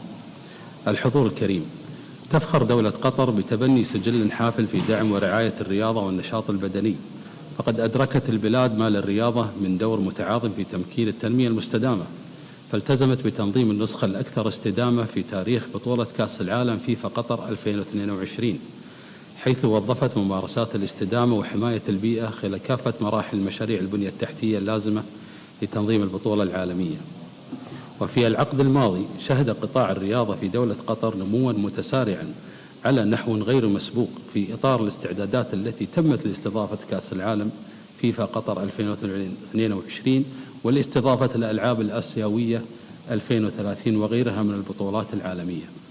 ويجسد هذا التوجه اهتمام القيادة الرشيدة لدولة قطر بقيادة حضرة صاحب السمو الشيخ تميم بن حمد آل ثاني أمير البلاد المفدى برعاية ودعم الرياضة في الدولة سعيا لبناء أفراد المجتمع والعناية بصحتهم البدنية والعقلية من خلال دعم إقامة بنية تحتية رياضية متكاملة لخدمة المجتمع وتنفيذ خطط التنمية الوطنية على أسس سليمة ومتوازنة، حيث تمثل الرياضة إحدى الركائز الرئيسية لرؤية قطر الوطنية 2030. وصدر القرار الأميري لسنة 2011 بتخصيص يوم للرياضة من كل عام يعتبر يوم إجازة رسمية. وتعمل دولة قطر على نشر ثقافة الرياضة بين العالم وتسخر لها كل الإمكانيات لتلعب دورا هاما في التنمية الحضارية التي تشهدها الدولة من جانب، وفي تحسين العلاقات وأواصر الصداقة بين الدول والشعوب من جانب آخر، وكذلك باعتبارها عامل للوقاية من الجريمة والانحرافات السلوكية بين المراهقين والشباب. وقد استضافت الدولة في هذا الصدد أكثر من 500 حدث رياضي دولي في السنوات 15 الماضية، شملت جميع أنواع الألعاب الرياضية لمختلف الفئات العمرية. ويأتي المركز الدولي للأمن الرياضي ICSS ومختبر قطر لمكافحة المنشطات في المشهد الرياضي الدولي ليؤكد على أن قطر أصبحت دولة عالمية رائدة في حماية النزاهة الرياضية الدولية ومكافحة الفساد وتعاطي المنشطات في الرياضة. وتهدف وزارة الرياضة والشباب في دولة قطر إلى خلق مجتمع متجانس يتمتع بالصحة واللياقة ويصنع عوامل للتغيير نحو الأفضل. وكان من نتائج هذا التوجه أن تزايدت نسب الاهتمام بالنشاط البدني لدى فئات المجتمع، وسجل الشباب القطري مساهمته المتميزة في الارتقاء بالرياضة إلى حد التميز، الأمر الذي ترجمته المؤشرات الدولية التي جعلت من شبابنا مصدر فخر واعتزاز. وبالشراكة مع الفاعلين الشباب في الدولة تعمل وزارة الرياضة والشباب في دولة قطر على أن توفر لهذه الشريحة الهامة في المجتمع بيئة رياضية تسهم في صقل مهاراتهم واكتشاف مواهبهم واستغلال كل المناسبات لاستخراج الكوامن الإبداعية لدى الشباب واستغلالها بشكل إيجابي إلى أقصى حد ممكن، وذلك انسجاما مع رؤية الوزارة شباب فاعل ومسؤول ذو حس وطني ومجتمع ممارس للرياضة. ومؤخرا صدرت موافقة مجلس الوزراء على السياسة الوطنية للشباب التي تستهدف زيادة مشاركة الشباب في الحياة السياسية والاقتصادية والعمل المجتمعي. فقد أعدت وزارة الرياضة والشباب هذا المشروع بمشاركة عدد من الجهات الحكومية والخاصة واللجان والمراكز الشبابية. وهناك الكثير من المبادرات والبرامج التي تقدمها وترعاها وزارة الرياضة والشباب لتعزيز دور الرياضة في حياة الجميع، ولكن لا يسعني الوقت لذكرها. الحضور الكريم، تعقد على هذا المؤتمر آمال كبيرة في تقديم مخرجات من شأنها تعزيز المشاركة الفعالة للرياضة ومساهمتها في إحلال التنمية والأمن في الأوطان والمجتمعات. ولا شك أن مثل هذه الفعالية الدولية التي تشارك فيها نخب فاعلة في هذا القطاع على مستوى العالم قادرة على الإسهام في تحقيق هذا التوجه من خلال تبادل الآراء والانخراط في مبادرات والعمل على إطلاق قرارات هامة في مجال الرياضة وتطوير التنمية وتوسيع دور الرياضة المحوري للتحسين من واقع الصحة لخدمة المجتمع. وفي الختام أجدد الشكر لكم جميعا على ما بذلتموه من جهد كبير لإنجاح هذا المؤتمر، متمنيا لكم كل التوفيق وعيدكم سعيد وكل عام وأنتم بخير، والسلام عليكم ورحمة الله وبركاته. Shukran jazilan. So it was Seychelles, you would like to be added to the list of speakers? But it's possible only tomorrow, okay? Okay, we add you. Thank you very much to all speakers. Oman as well. Excellency, I asked for the floor today because I'm traveling tonight. And I said this from 3 days before. And today I confirmed that. So if you give me 3-4 minutes. Please, I didn't get this information, sorry, please. Thank you. I mean, headquarters should have told you, the Secretariat there, you just confirmed. Thank you very much. I'm going to speak in Arabic. معالي رئيس المؤتمر، أصحاب المعالي والسعادة، رؤساء الوفود والحضور الكريم، سعادة رئيس المجلس التنفيذي، سعادة المدير العام المساعد لقطاع العلوم الاجتماعية باليونسكو، بداية أود أن أتقدم بالشكر لجمهورية أذربيجان على حسن الاستقبال وكرم الضيافة، ولمنظمة اليونسكو على توجيه الدعوة للمشاركة في هذا الحدث الهام. إن بلادي سلطنة عمان تولي اهتماما كبيرا بالنشاط البدني وأبعاده الجسدية والفكرية والنفسية والاجتماعية على الفرد والمجتمع، وتأكيدا على أهميته الخاصة للرياضة والتربية البدنية الجيدة في بناء المرونة البدنية والعقلية والاجتماعية، فإن تبني برامج وأنشطة هادفة ترمي إلى غرس وتعزيز ثقافة الممارسة الرياضية لجميع فئات وشرائح المجتمع من المواطنين والمقيمين بالشراكة مع مختلف مؤسسات المجتمع المدني ذات العلاقة والقطاع الخاص، انطلاقا من مبدأ الشراكة المؤسسية الفاعلة والمسؤولية الاجتماعية المشتركة، وذلك ترجمة لرؤية استراتيجية الرياضية العمانية ومرتكزات رؤية عمان 2040، حيث يأتي المحور الأول للاستراتيجية بعنوان الرياضة والمجتمع النشط ليعبر عن هذه التوجهات، ويضم العديد من المرتكزات مثل الرياضة المدرسية والجامعية، رياضة ذوي الإعاقة ورياضة المرأة، إضافة إلى مرتكز المرافق والمنشآت الرياضية. أصحاب المعالي والسعادة، إن إيماننا الراسخ بأهمية الحوكمة جعلنا نضعها ضمن أهم الأولويات القطاع الرياضي في سلطنة عمان، في ظل ما تشهده الرياضة العالمية من تحولات كبيرة وتوجهات نحو اقتصاد السوق. ولم يعد أمر حوكمة الهيئات الرياضية مطلبا وطنيا فقط، بل عدته المنظمات الحكومية والهيئات الرياضية والدولية شرطا أساسيا لضمان استقلالية قرارها وعدم التدخل في شؤونها الداخلية. وتسعى لجنة الحوكمة في الهيئات الرياضية التي أقرتها وزارة الثقافة والرياضة والشباب إلى ترجمة جميع ذلك ضمن اختصاصاتها في الإشراف على تطبيق مبادئ الحوكمة في الهيئات الرياضية في سلطنة عمان، ومراجعة جميع التشريعات والقوانين واللوائح بما يتماشى مع التشريعات والقوانين الدولية. الحضور الكريم، تعتبر تجربة سلطنة عمان في المجالات الألعاب والرياضات التقليدية من التجارب الرائدة على المستوى العربي والدولي، والتي هدفت إلى المحافظة على هذا الموروث الشعبي الرياضي وإحياؤه وتنظيمه لضمان توارثه من جيل لا آخر، من خلال إشهار قسم الألعاب والرياضة التقليدية ضمن الهيكل التنظيمي للوزارة، والذي يعنى بنشر هذه الألعاب وتوسيع قاعدة ممارسيها بين الأندية الرياضية، وتنظيم وإقامة دوريات ومسابقات محلية. كما أن هناك تعاون مع وزارة التربية والتعليم بشأن تضمين عدد من الألعاب والرياضات التقليدية العمانية ضمن المناهج الدراسية لمادة الرياضة المدرسية للطلاب.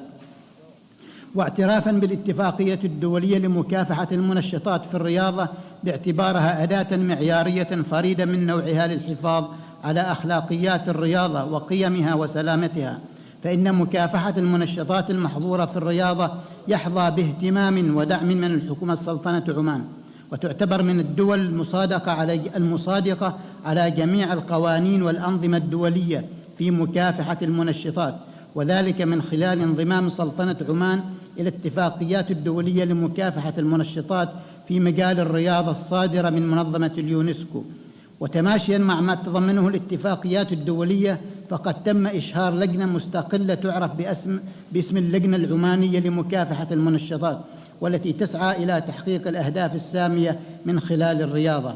أصحاب المعالي والسعادة، يدرك العالم اليوم حجم التحديات التي تواجه العالم، ما يبرز أهمية التثقيف والتوعية، وندعو الجميع ببذل الجهود الحثيثة في نشر الوعي للمجتمع بشكل عام وبين الرياضيين والإداريين المعنيين في مجال مكافحة المنشطات في الرياضة، ونشر ثقافة التوعية بالمخاطر ابتداء من المدارس في كل المراحل. وأخيرا، وإننا إذ نشيد هنا بالدور الكبير والريادي لمنظمة اليونسكو في المواضيع المتعلقة بالرياضة والتربية البدنية، وندعو العالم لاستمرار التعاون الدولي وتوسيع نطاقه، وندعو المنظمة لمواصلة قيادتها لهذه العملية، مقدرين دورها وجهودها لبلوغ الأهداف المنشودة. شكرا لكم والسلام عليكم. شكرا. Can we be allowed Ghana?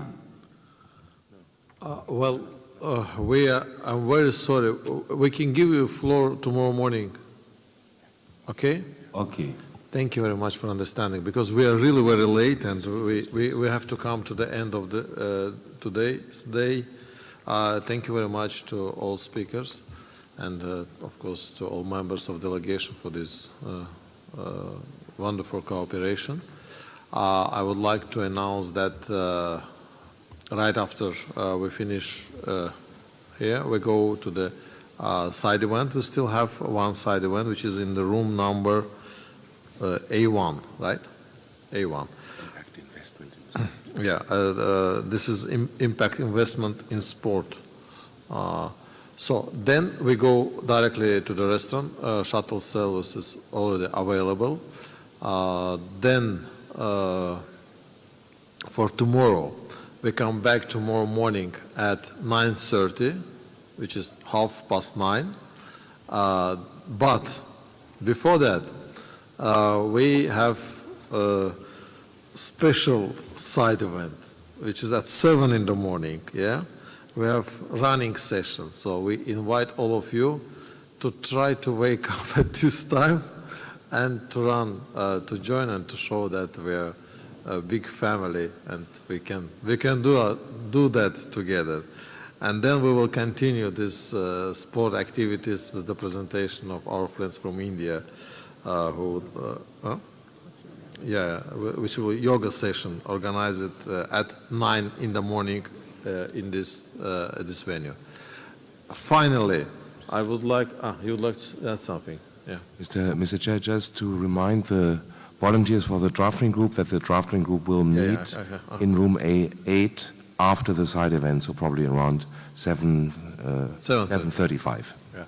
So 7:30 for the drafting group. And finally, I would like to thank our interpreters for speaking whole day.